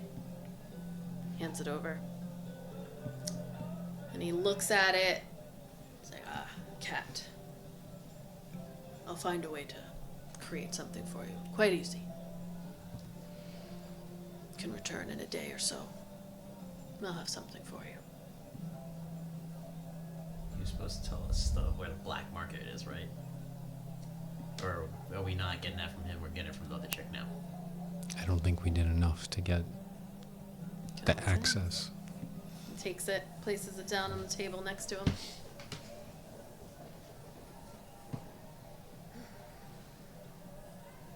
If you speak to Enrique, let him know I'll have some more dust for him soon. How long will that last him? His wife. Well, the dust is what he makes his trinkets with. I thought the dust was like ground into the paint. Oh. Poor lady. Very well. If you have any further runestones that you come across, you need someone to work with them outside of the prying eyes of the Valiant, Cassian Guard, or the Impenetrable Peace, you can come here. And I'll help you for a cost. This one's on the house.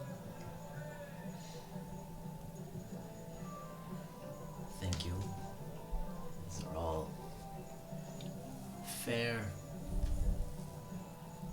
deals. How about that night market? He stands up, walks over to his door, opens it. Does he feel extra friendly towards me? No. He feels like he's probably not a I would say yes. This is him being extra friendly towards you. Your mind tricks don't work on me, boy. He actually opened the door. He opened the door. Instead of throwing us through it. He opened the door and Well, Hail is Mary. showing you out. Walk out like this. Like Miss Piggy. Just that saunter that she has. Thank you for your hospitality. You just walk out. Until we meet again. See you tomorrow. I'm already up. Closes the door behind you all. As you walk out, you hear someone go, Ayla, Ayla, can I please have an autograph? My wife loves you. Someone comes over with like a shoe. They want you to sign. They've got 2 shoes. They want you to sign one of them. Yes, of course. This is great. This is so great. We haven't been able to afford to see any of your shows, but thank you. Takes it. I love my Rhea, and then says it to some stranger that they're walking by. Is like, oh, Ayla, and then smiles. She's gonna end up on like eBay. Ye old bay. You do notice that people are just kind of like looking over and smiling, and as you walk, wherever you're headed next, where are you going next? Enrique's? Yes. All right. As you walk through the Bloodrock Square and everywhere, you can see more folks are like noticing you and tilting their bodies to look, and as you step by, some people who didn't even seem to notice you at first, like within a few feet, just been like, oh, Ayla. Can we like duck down an alleyway? Yeah. And not go down the main thoroughfare? You can. The way that these districts are set up, you can like go through squares, but there's sometimes people in those like little open areas. So you can definitely go in between buildings. But as you emerge, like if anybody's within like 10 feet of you, suddenly they're like, even if you're covered, they're like, oh. Ayla. I don't think I have a hood on today. Okay. She just said it wouldn't matter even if you did wear Yeah. a hood. There's like a noticeable. I mean, not everybody knows your name. If you had a hood on, they would. But people are kind of like looking in that direction. And I'm just trying to avoid duck through alleyways. Okay. We're just like walking. It's like, and out this way now. And just grab everybody. Everybody grabs everybody else. And it's like a little train of zigzagging this way and that way. And what's the like marching order as you're going through the streets? And I'll be up. I am in the middle. I'm hiding behind you, and you two are. I'll be bringing up the rear with his hood up, and Theratrix like hiding in the hood. Okay. Where's Kethra? Where's Kethra? Probably hanging out next to Kai. So if those two are in the middle, yeah, I guess Kethra and Kai are in the front. Okay.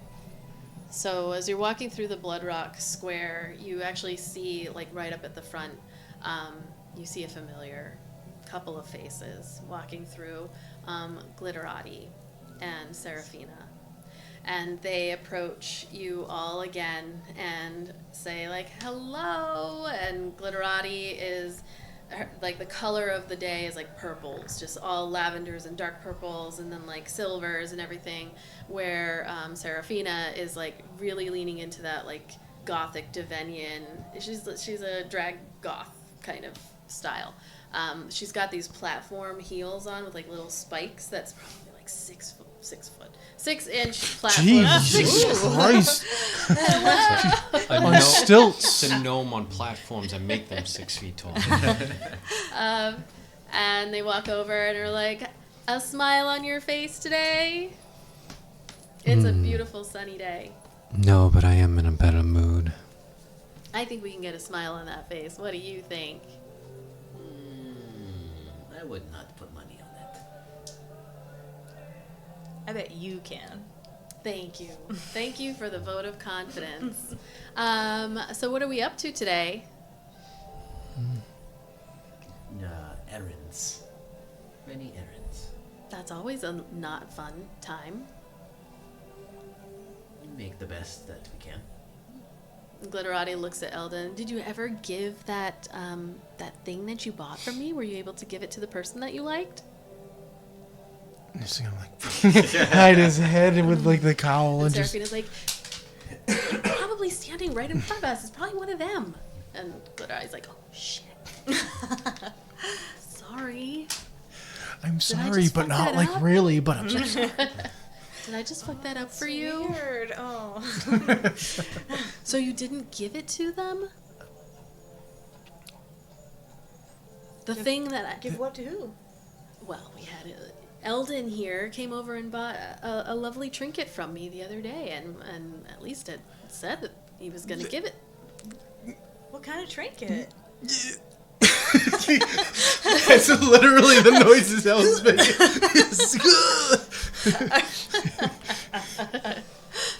Continue. He just made it gurk. Well, clearly I noticed he was uncomfortable, so I'm like, oh, what kind of trinket? Tell me more. Well, it was this beautiful, and then they go into like describing whatever what it was. I forgot. It's like pretty purple something. It was jewelry. similar to the real version of the Starlight's tear, I think. Oh yes, there you go. A Except blue like- necklace. Yeah, it was. Necklace with a blue stone. Yeah, where did that end up? I mean, you must have given it. Do you have it on you? Yeah. Chucked it into the water. Yes. Yes, I still have it. Well, let me see it. I want to make sure that you're a happy customer. So I want to make sure the shine is still there. It's safe. It's shiny. It still sparkles. While this is happening, Kai, you notice over, like, fly right by your head, a black raven that goes and lands like 20 feet away at the edge of like an alleyway and just kind of like perching on top of a barrel. I see anything around. You can make a perception check. And Glitterati is like, are you sure? I mean, you look like the kind of guy, no offense, who carries his life with him. So, I mean, I am happy to Just call take me a a look bum. at, you know. I just got called a hobo. I thank you. You're very professional, but it's okay. I've got it. It's still wrapped up. So you haven't given it to the person that you were going to give it to? I changed protect. And Seraphina is like, oh, it sounds like he got cold feet. That's what it sounds like to me. I wasn't with them, right? No, When it you- was No, just, it was just- Kai. Yeah, just It's us. when Kai told Eldon it's not about the money, it's about how much the person will value it. So I'm just sitting there as confused as. Glitterati's maybe like, you you're really up, should. you pick up on it. I'm Oh, just no. like, Glitterati's like, you really should see it. It is absolutely beautiful. Can we just show Seraphina? I mean, it's one of the ones that I got it off of a boat that came from Roti, and I think that, you know, they just have a particular style there, and it is one of the ones that I'm most proud of. And Seraphina, I think, would really, you know, think that it was just absolutely gorgeous. It's probably a little bit similar to like Devenian style, I would say. What did you get? 16. You looking over there, you don't see. It's just this crow, this raven that's just like perched.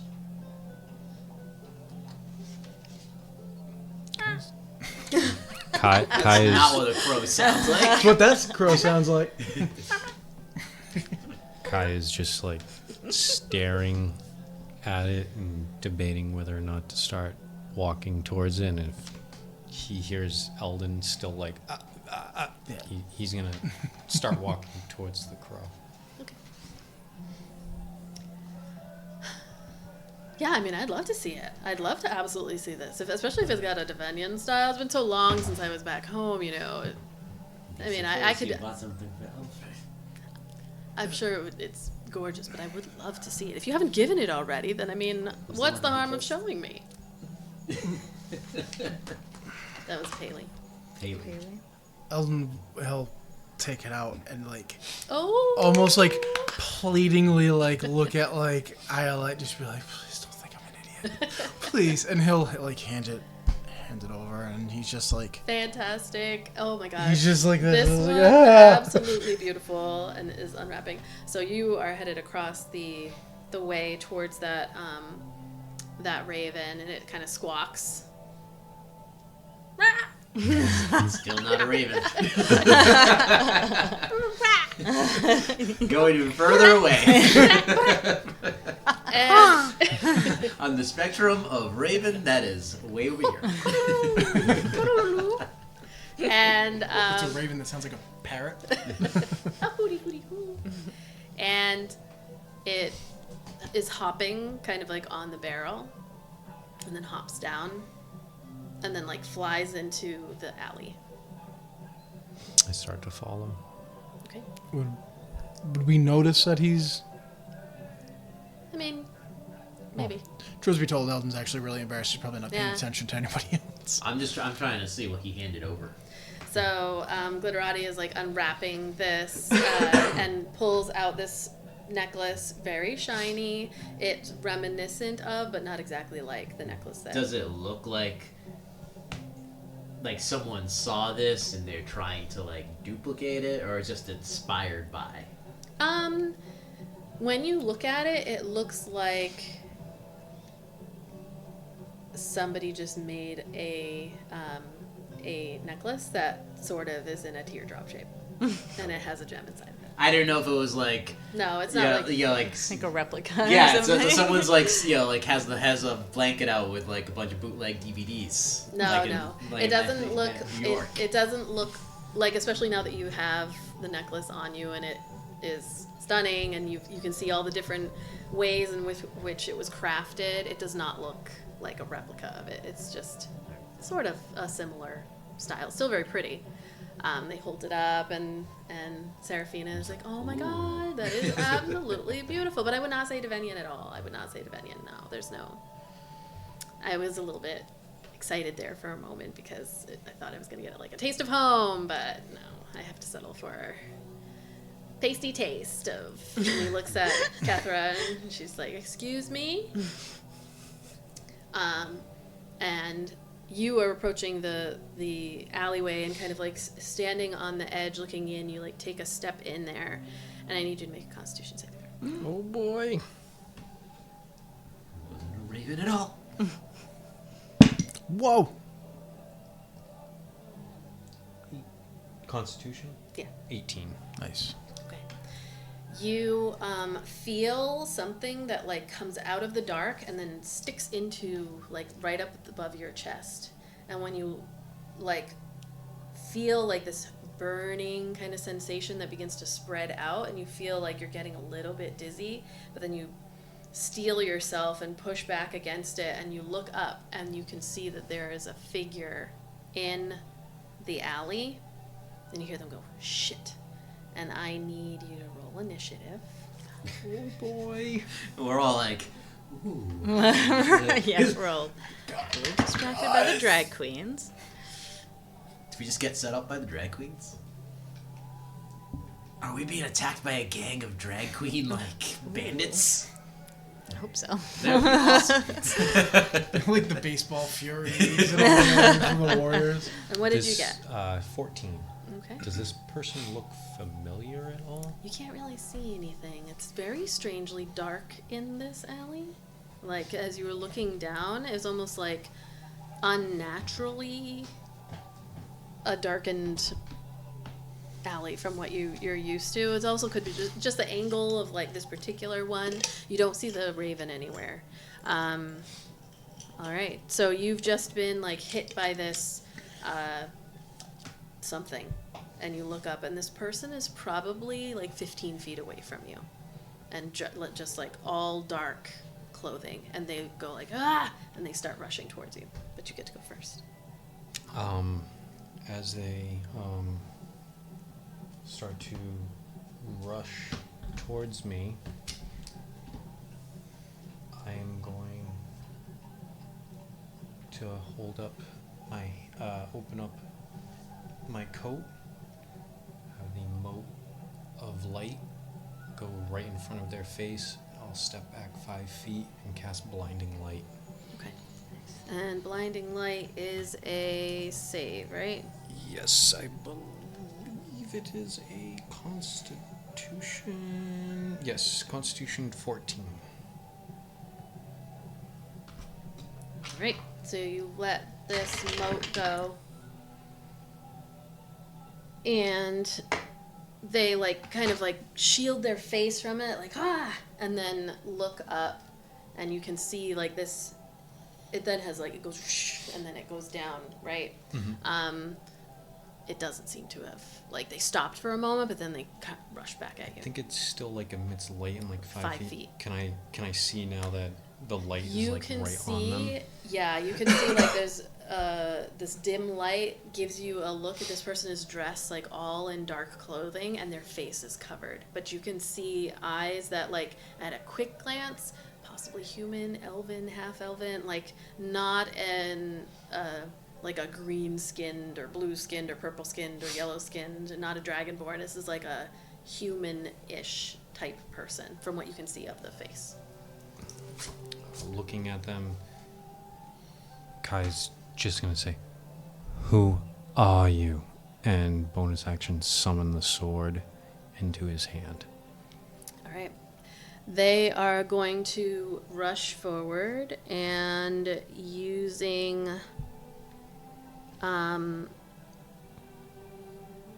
they're gonna like take out 2 short swords, and then they're gonna come at you with those. We've got Someone literally just fished you with a raven.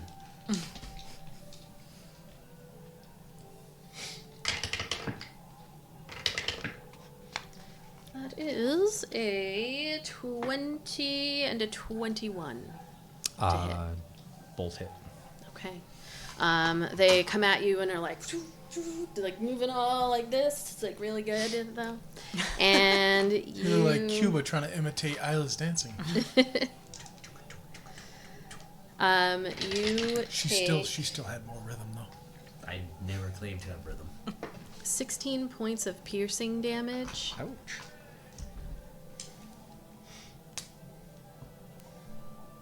And, sorry.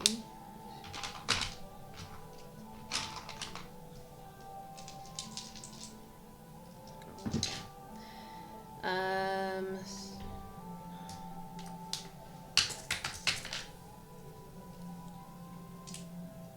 20 points of poison damage. God.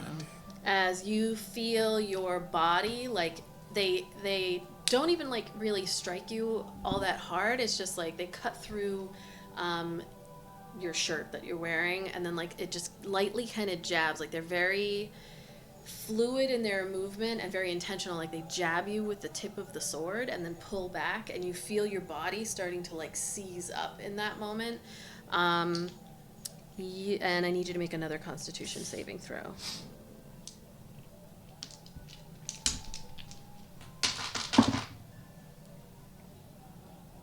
15. Just maybe. So as you like push against, like you can feel again your body just like tensing up, but you go and like will yourself to not lock up in that moment. They're like, oh, fuck, and like gonna go again. It's your turn again. My turn. Because they got in so close so fast, what I'm going to do is cast Misty Step Oh no. to head back towards the end of the alley, back the way that I came, Yeah, you're right, kind of at the edge of the alley, only like so that 10 feet. now I'm more out towards the open, and I'm gonna Eldritch Blast the person. Okay. 2 beams.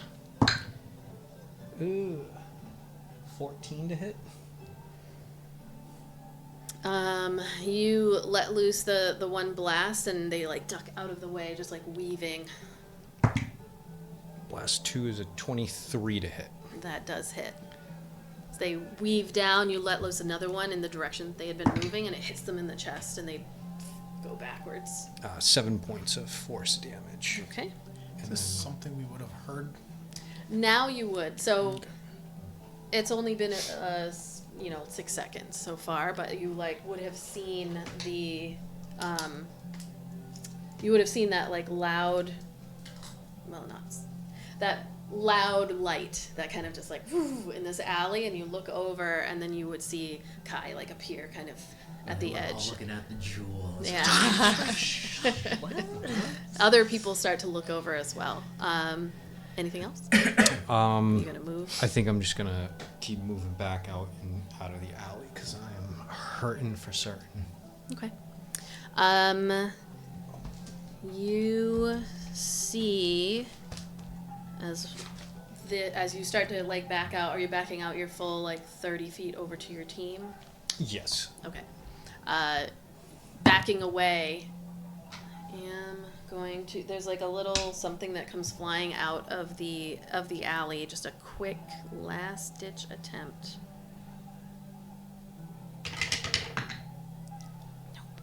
Nope. For a 14. Does not hit. As like you see this vine kind of like shoot out of the alley, almost kind of like a tentacle, but not. Sword, just like. Yeah, not Curves like it away.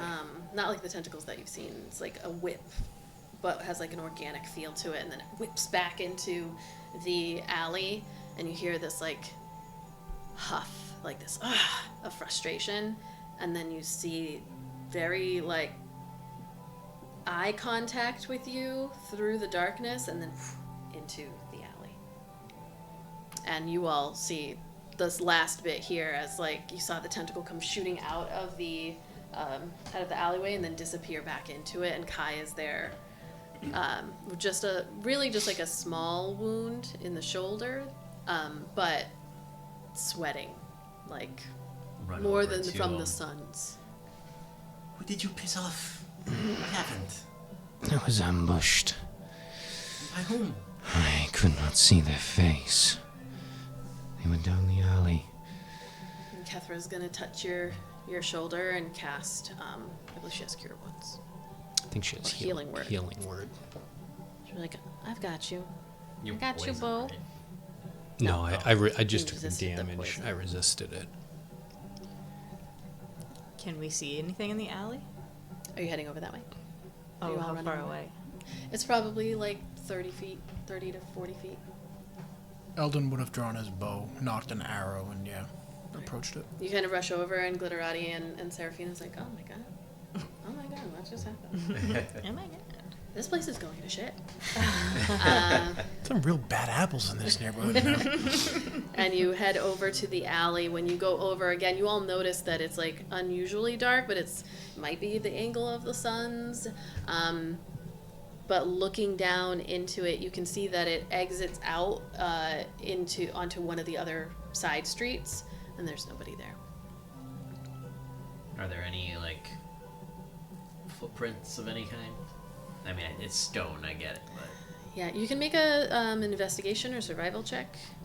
I'm gonna do a survival, because that is one better than investigation. 4, fuck you. Okay. Alright, so you look and you're like, there's nothing here. I see nothing. There ain't nothing here. That is the first Was it quick one enough that it seemed I've like gotten someone... on this set. I'm disappointed. I was hoping I would get a streak going. Was it so fast that it was like they could have run away, or does it seem like they're just gone? I'll say you can make like a group intelligence check as you're scoping out the area, just to try to see what your options are for this individual. Let's see what she's chosen for her spells. Yeah, healing word. She'll do it at. I would say she'd probably do it second level. Yeah, a little something. Yeah. You get More like that princely nine pipe. points of. Yeah, I gotta keep that pipe tight. How's your dick? Is it alright? Didn't get your dick, The right? dick get poisoned? With that dick poison? She's not a paladin, so she can't lay hands. I got 17. Okay. 16. 8. Looking at this area, if they could have had time to run down the alleyway, but given what just transpired and how quickly, it's likely that this individual had faster ways of getting away if they needed to. That could include Misty Step. It could be Dimension Door, depending on, whether they're a low level like you or, higher level magic user. They clearly knew some kind of magic, because that thing that came out of the alley to try to get you didn't look like a whip. It looked like something that was conjured and then didn't make its mark. Is it still like unnaturally dark? It's not pitch black, but dark enough that you're like, Like it's weirdly dark here. yeah. I'm gonna cast Fairy Fire. Okay. It's Dex save 14. You're just kind of casting it out into the... Yeah, like into the alleyway, kind of where it has like a 20-foot. Okay. So you cast this fairy fire, and does it do damage, or it just lights people up? Or lights things up? It lights up anyone who's there, if they're invisible or hiding, and it causes them to shed a dim light. And no, it doesn't cause damage though. Okay. So you cast this fairy fire, and you see this sparkling of lights that begin to fill up the space, and you look over in the corner and you can see this little dim light, and you hear a little and there's a little rat there that just kind of runs off into another darkened area. And it's probably going to die, because now it's not hiding anymore and everything can see it. That raven's gonna swoop back Yes. in. Raven's suddenly You're an welcome. eagle and just... There's nobody here. There's nobody here.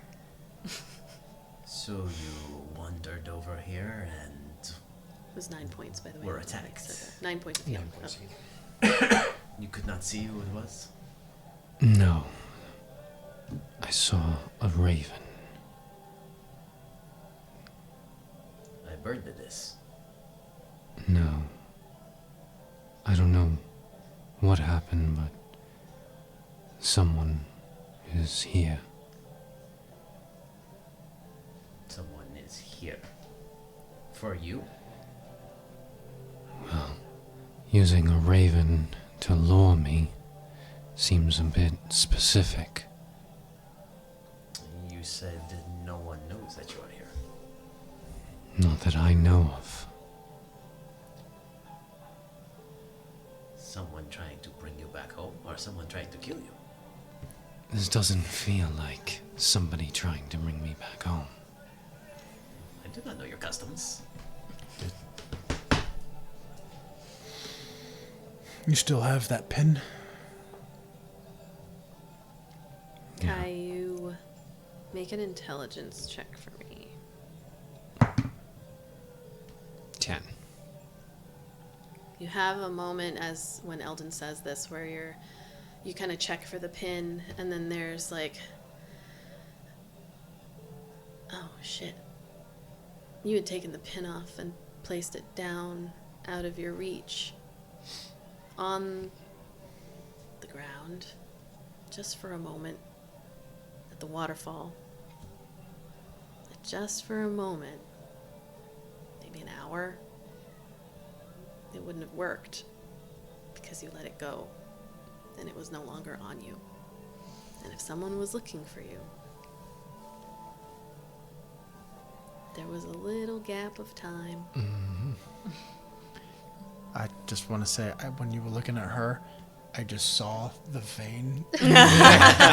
Like fucking just Just a little bit of time. The waterfall. I took the brooch off there.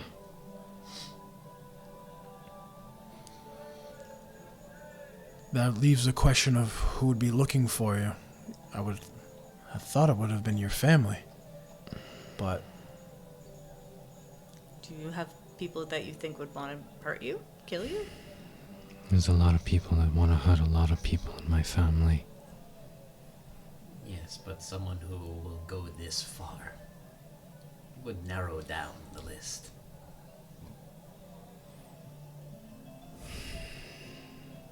Nothing comes directly to mind.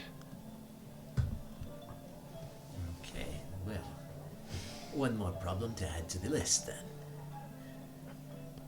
Pointing at Kethra, we have to watch out for your people. And now your people? And we have to stick together from now on. no more wandering off, chasing birds. But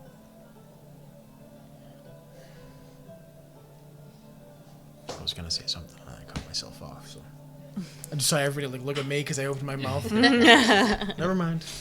You already did investigation checks and say there's no evidence of nothing that was dropped or anything around here. No, And the raving's gone. there's no raven.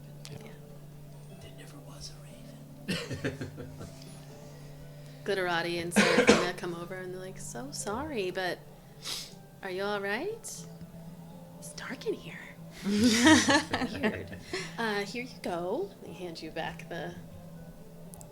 Thank you. It is stunning. I hope whoever you give it to really, oh my god, what happened to you? What happened to you? Are you alright? Fine, I tripped. Well, shit. Did you actually hit your face on the pavement? No. This is just what you look like when you're stressed out. All right. Well, you all have a lovely day. I don't know. I wouldn't trust that one. Okay. And they... and Glitterati's like, bye. Come back by. I've got beautiful jewelry if you would like something. I do love jewelry. You look like you would be great in teals and turquoises. And I have some of those. All right. So my stall is up more towards... It's in the arts district. You can't... Oh, yeah. Yeah. There all the time.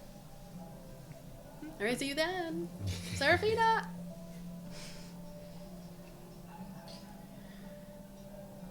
Okay, are we done here? Is the drama ended for now? You should put that away or you'll get mugged.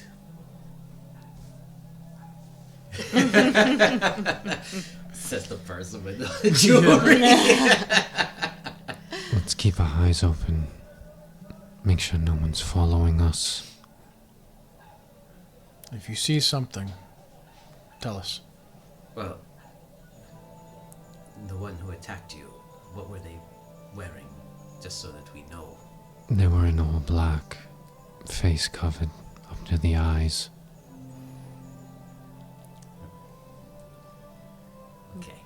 What do their eyes look like? Yes, what color were the eyes? And the skin you could see around their eyes. We'll say. How about a.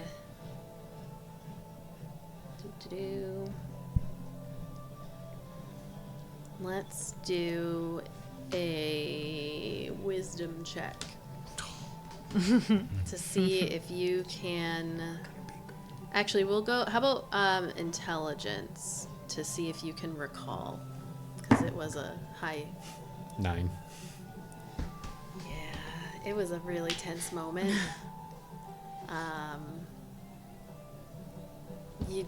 It clearly was like a human and elf or a half elf or like somebody who could have been a tiefling, because sometimes they've got more boring skin tones than like greens and purples and oranges and yellows and blues. Sometimes. But it was somebody who maybe had pale or brown or like tan skin. Maybe? I couldn't tell. Maybe human, maybe elf or half elf, tiefling, humanoid. Tall halfling. No, they were pretty tall-ish, like in the 5 to 6 foot range. Well, that sounds like they know what they're doing. Let's move. Keep our eyes open. All right, heading to Enrique's. Gather up. Are we taking main pathways? I'm assuming. Yes, no more dark alleys for now. Lots of witnesses. I'm now covering myself up to avoid more attention. Okay. Even as you cover yourself up, you do notice that people kind of like look over, like, do I know who that is? This thing. Just stop it. Stop it. And you head across. I mean, I could just chuck it, but no, it's so beautiful. Do you have to be wearing it for it to work? Yeah, you have to be attuned to it. Yeah, you have to wear it to be You could detune yourself. Ayla, you need to untune yourself. Eldon's gonna follow the group, but like 20, 25 feet behind him. He's gonna try to move more like stealthily. Okay. Like following the group, but trying to be like rear guard in case, I see anything weird. All right. You can make a stealth check, and it's going to be more of like, how are you, like, blending in with the regular folks around and pretending kind of not to be part of this group. How am I doing that? Well, Or- that's what oh. the stealth check would be, as opposed never to mind. like hiding. That was, You can still use your thing. you know what? I'm gonna do that because I probably won't if I don't now. That's much better. Thank you. 17 plus 7. All right. So He's wearing a fucking Hawaiian shirt and a straw hat and everything. just hang back a little bit, pretending as though you're not part of the group that you are part of. And you all continue heading through some of the main roads here and towards the north end of the city, towards the Painted Wardrobe up Cypress Street is what I called this one. And back to the front where you see that a new mural just in the past couple of days has been painted. Still a beautiful scene, not on the outside, not on the inside, but on the outside as you're approaching. This one it's like an area that none of you have ever seen before. The trees just look a little bit differently. You can see the city off in the distance that has a kind of reddish aesthetic to it. And you see some kind of creatures moving in the grasses and fields that it has in this in this mural, and just like a light breeze that is flowing through. It looks to be an area that none of you are familiar with, but still beautiful in its own way. The sky and the clouds have a kind of purplish hue to it, and then you head in to the Painted Wardrobe. where Enrique is helping customers right now. But as you come in, he knows, like, you're wearing this shawl over your head, but like anybody who knows who you are is gonna know. Sunglasses. Yeah, your horns are like bulging up underneath the thing. I just and have big hair. he turns as he's talking to the person and says, "Oh, Ayla, so great to see you." So, are you here to drop off anything for me? Unfortunately not. I have news and news. Well, the rest of you take a look around. You know, on the house, of course. Come on over. He brings you kind of over to behind his little counter area. So what did I do? I don't understand. I understand that I don't have anything for her, but You did nothing. First, dust. Lulu said like he has dust for him or something. he'll have some more. Okay. Yeah. First of all, Lulu says Lulu? Lululemon says he will have some more dust for you soon. All right, that doesn't.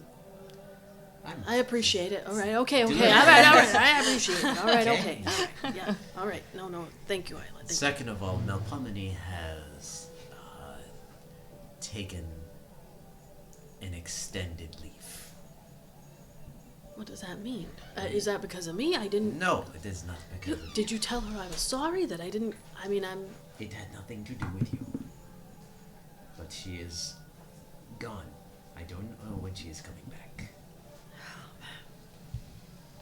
If I can find any way to get more of this paint, I will do so for you. But for now, what you have is going to be it. There's no way you can talk to her for me. You can just tell her, like, hey. I mean, if you do, I can tell Laura, she paint you something. She is gone. What do you mean she's gone? She is no longer on this plane of existence. Is she dead? She's What not do you mean? dead, no. Sounds like you murdered her. The No. way you're talking, I'm just saying. I'm just saying. She has left. I don't This know is how really- long she will be gone. This is gonna break Alara's heart. How much paint does she have? I don't know. Another big painting if she does. She can do a bunch of small ones. I don't. She usually sees a big scene and she tries to paint the whole thing. Try to spread it out. My Palmony told me she was getting it from the Feywild. Yes. That is not a place that I can go and easily come back. No, I guess not. Well, Like I said, I will see what I can do. I will try to find some way if I can get some of it. I do not want to take such a gift away, but right now it is out of my control. well, I appreciate you letting me know, and, wait, so is our, arrangement here still in place in terms of, you know, the Painted Wardrobe being Starlight Concert Hall's go-to? Everything should still be in order. Alright. If you can find a way, she'll paint something for you on the house. She's been seeing all kinds of stuff. I appreciate it, but you do not need to paint anything for me. Just have her paint for herself. And I do not know when, I do not know how, or if it is even possible. But if it is, I will get more if I can. Alright, Ayla. Thanks, I guess. You did nothing wrong. This is not on you. Yeah, well, try telling that to her. So the paint itself came from the Feywild? I thought... Oh, for some reason I thought that they were mixing the rune dust into the paint. No. Oh, that was into the Into the rune clothes, dust but I of thought the it clothes. was also in Mel Palmany brought the paint after she saw Okay. the rune dust in the clothes. Okay. So that she could find out where he was getting the rune dust. So he steps out. You all notice him, his immediate shift in his demeanor. He's like, sorry folks, we're gonna close early for the day. I really apologize. We'll be open tomorrow normal time.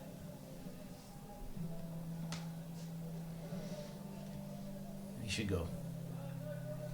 When you step in and look though, so Eldon, obviously looking straight over at that large painting, it's still there. You see that you kind of step closer and you can see that there is still that rider and it's a silhouette. Like you can tell what it is, but there's no details. But then like looking at it, and with the help of Theratrix doing exactly what he did before, he flies up and hovers, and you can see that in addition, there are others that have been painted next to. Smaller, possibly behind, but again, with it being a silhouette, you can't tell distance. But it's like there's a dragon and a rider, and then when Theratrix comes back down to you and like lands on your shoulder, he says, there are Drake riders as well. They weren't there before. It's new. She must have seen it. But whether it's future or past is the question. It's not now. It's Someday you'll be big enough to ride. What if it's not me? I didn't consider that. I keeping a dragon secret wouldn't be an easy task, even for the keepers. So this feels like it all ties in somehow to this element of fate, destiny. It's hard to tell. So. Okay.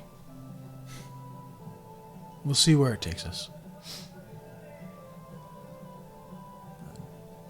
You all are ushered out of the painted wardrobe by Enrique. Booted. It's like, I'm sorry, folks. We'll be open again tomorrow. We appreciate your business. You see some people like, oh. I watched too much of that show. Have you watched it? Oh.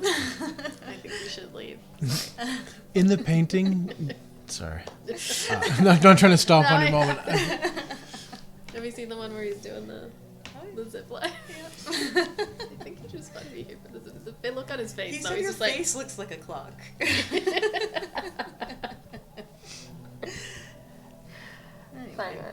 I don't even know what show it is. I wish I knew. I think you should leave. I think you should leave. Did it look like the drakes and drake riders were flying like in formation with the dragon, or were they flying at? What it looked like was like a silhouette of looking at the mountain range, and like somewhere on the mountain there is it looked like a larger dragon with a rider, and then beside it, almost like formation, like a military, like an army grouped all together. There were some Drakes don't fly. They do. Yeah, there were some. Oh, I thought in Some do, this some don't. universe they were like just big lizards. No, there are some that have wings. So there appeared to be. It looked like you were looking, or like Theratrix was looking at a silhouette painting of a small group of keepers. with a dragon rider in the middle. Okay. Or dragon and rider.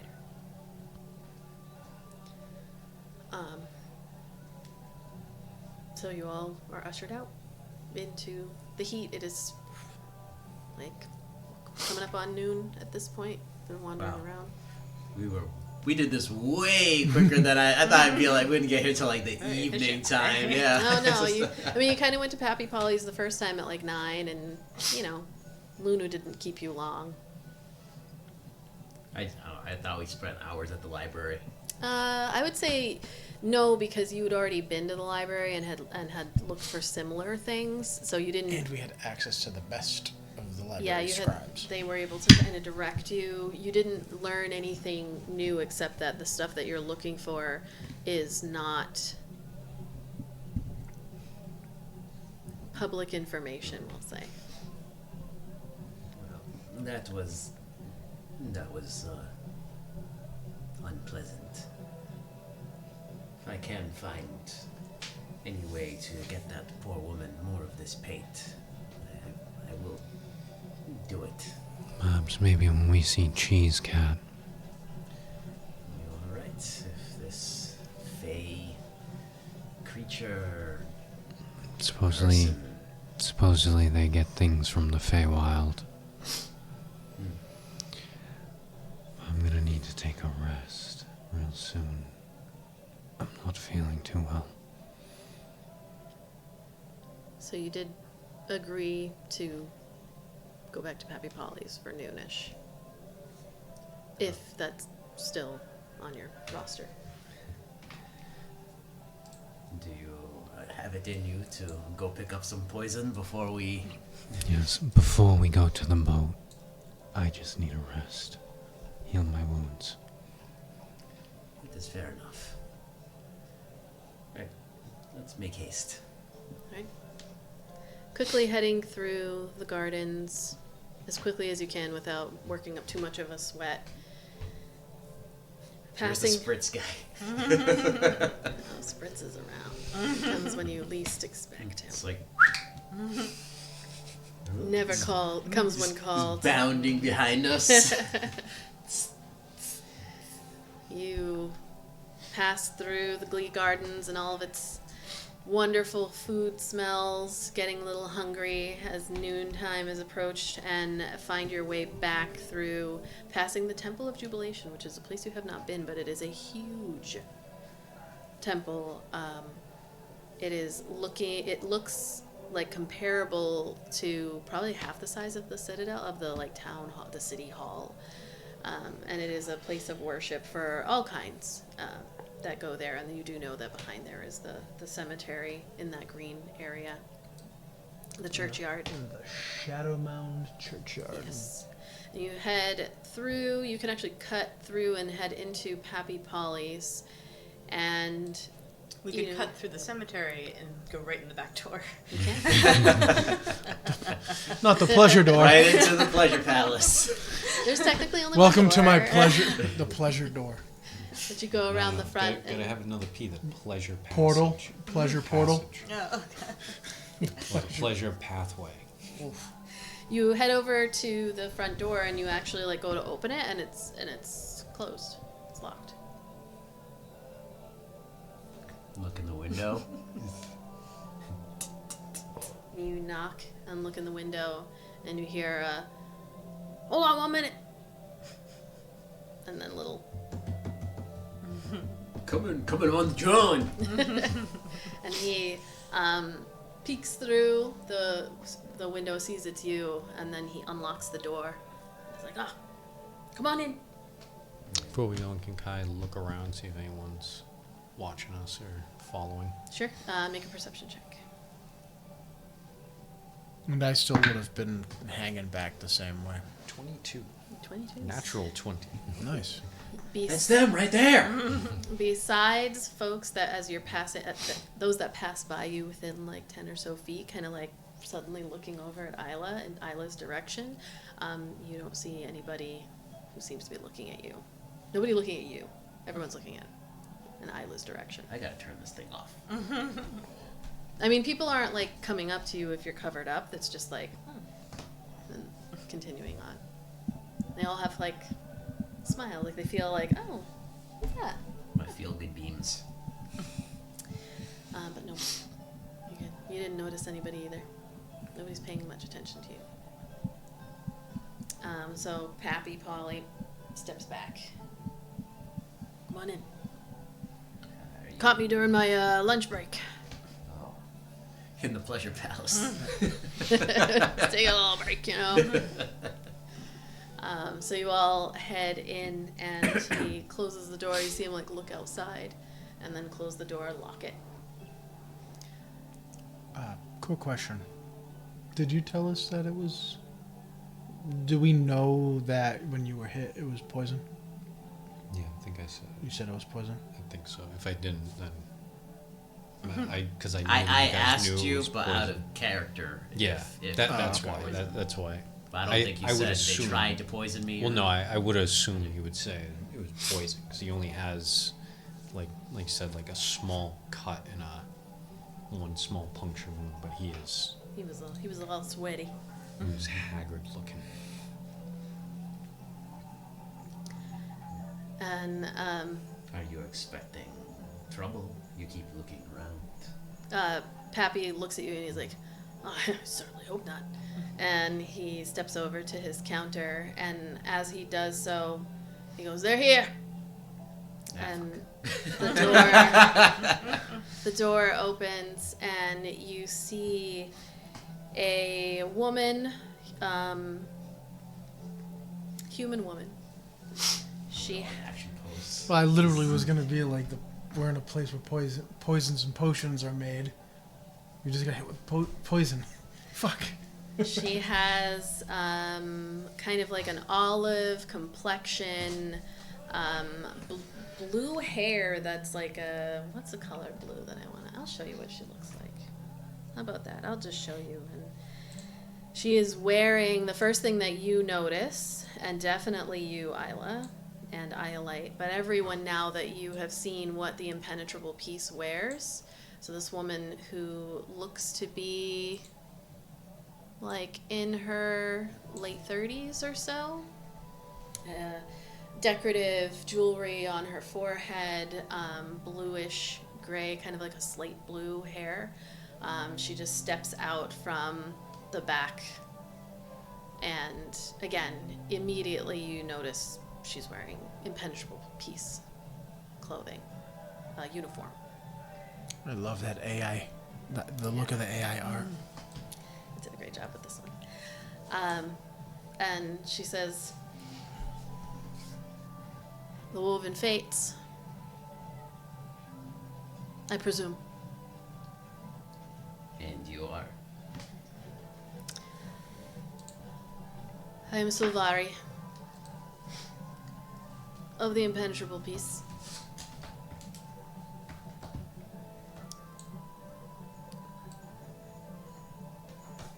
Thank you, Pappy, for bringing this to our attention.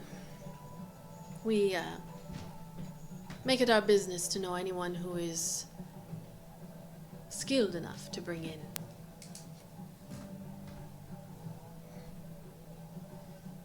items of rarity, such as this. And she comes over with the vials for you. And you have... What did I say you had? My old man is a snitch. Snitches get stitches, son. You have 4 vials of manticore oil.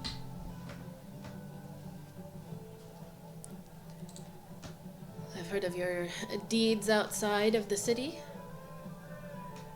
and within, word gets around. Well, then you know that we are already under the employ of the mayor. So I'm sorry, we will not be joining the impenetrable piece. No, we don't need you to join us. But Valor would like to speak with you. You're mercenaries, right? No, we are musicians. We only look like mercenaries.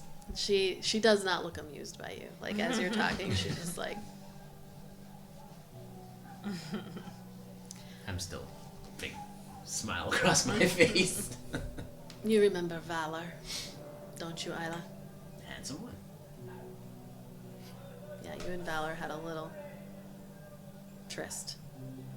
Oh, that one. They want to Wait. talk to you. I don't All think I of have you. anything of his. Regarding what? Well, you are very skilled. That can come of use. Why don't you go down to the Salt and Sand? Valor will be waiting for you there. Is this a request or a demand? It is a strong suggestion. Not a demand. And if we decide not to? I don't think you want to make enemies of one of the most powerful people here in the city. But that's your choice, not mine. Valor just wants to have a conversation. Isn't this the neighborhood watch that just became official? They think they're the They most work fast. powerful people in the They're city. talking about Valor. Oh yeah, yeah, you're right. Yeah, I was gonna say, Valor is like, the head The of the impenetrable impenetrable piece piece. has been around for a while, but they have been made official, like, they are the official police force, guard force of the city now, while the military is now tasked with military duties. yeah. All right. Yeah, I guess you don't want to piss off the cops. I guess so. Shall I go tell her that you will be joining for lunch? As long as they're buying. Never decline a free lunch. I will let Valor make that decision. Great to see you again, Ayla. I Nice don't to remember see meeting you. before, but sure. We have never met, I've just seen you. Ah, a fan. Always.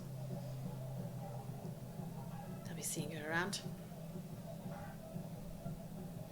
Yes. Oh, I thought that was just seeing you around, period.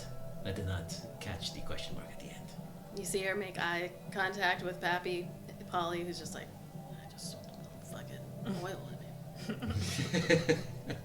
I did my part. And Silvari is like, and the rest of you. Nice to meet you. Thank you, Pappy. She goes over, kisses the top of his head. He's like, and then she heads out the door that she just came from. Not the front door, but the back. Back to the pleasure palace. And Pappy looks at you like, Look at that. The fuck? another satisfied customer. That stuff will come in real handy. Hops down off the thing, walks over to the front door, unlocks it. Here if you need me. Iolite takes one of the, like a bottle of something and just like very slowly tips it over, like not to spill it, just Yeah. like. Pappy, Paul, you're a snitch. Like Hey. she's like, Exactly. Want the whole desk to like smolder and turn to No, mush. doesn't spill. just takes the product and just, you know, like when you go to the supermarket and they put like everything towards the front, you push it all back. You turn. I love all- my city. You turn all the labels towards the back. It's it all very beautifully. It's like, he looks at you like, hey, I love my city, and I'm gonna do what I can to protect it in my own way. Protected from us? Oh, with your help. You know, why are you like telling other people about us? What kinds of things we have? My job is to make sure that the impenetrable piece knows when there are capable people out there doing very good work. You brought in this interesting specimen, never seen it before. I knew you were a good one. Thank And you how for much your do they service. pay for that service? Pretty good. I'm not sure that it's any of your business, Missy. Especially tipping over my stuff like that. Very rude. Let's go. You can see yourselves out now. He heads over. Pushing her out the door. If there's a bell, she's gonna like ring it up. There it is. Aye. Kai's just gonna stare at him and go, sold any poison lately? I don't sell poisons. So we're walking out with vials of poison. This Kai doesn't believe them, but can you get an insight check to check the body language? So I will say you don't like looking at him. You don't even need a roll. He doesn't have any poison on the shelves per se, and this was like a deal. He's got some wacky potions, some that'll. I mean, I guess it depends on your definition of poison, but the way you said it, I guess if you gave somebody like a feeble mind thing, it'd kind of be considered a poison. But the way that you inflected it was like, you know, like a poison, like to kill people, like illegal shit. And he looked offended by your insinuation that he would do such a thing. I don't sell poisons, and I don't know anybody who does.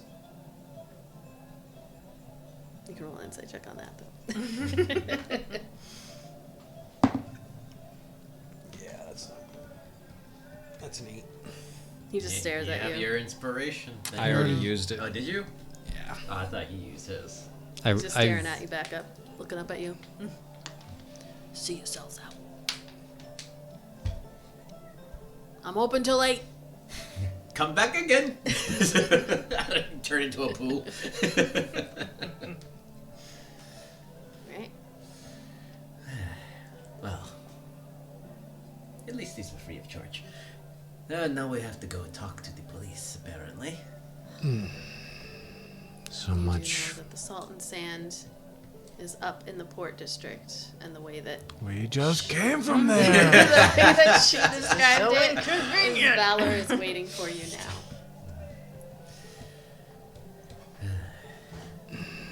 So you gonna- so much for lying low. Will you be okay to make it there? I'll live.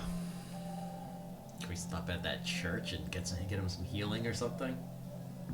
I just need a short rest.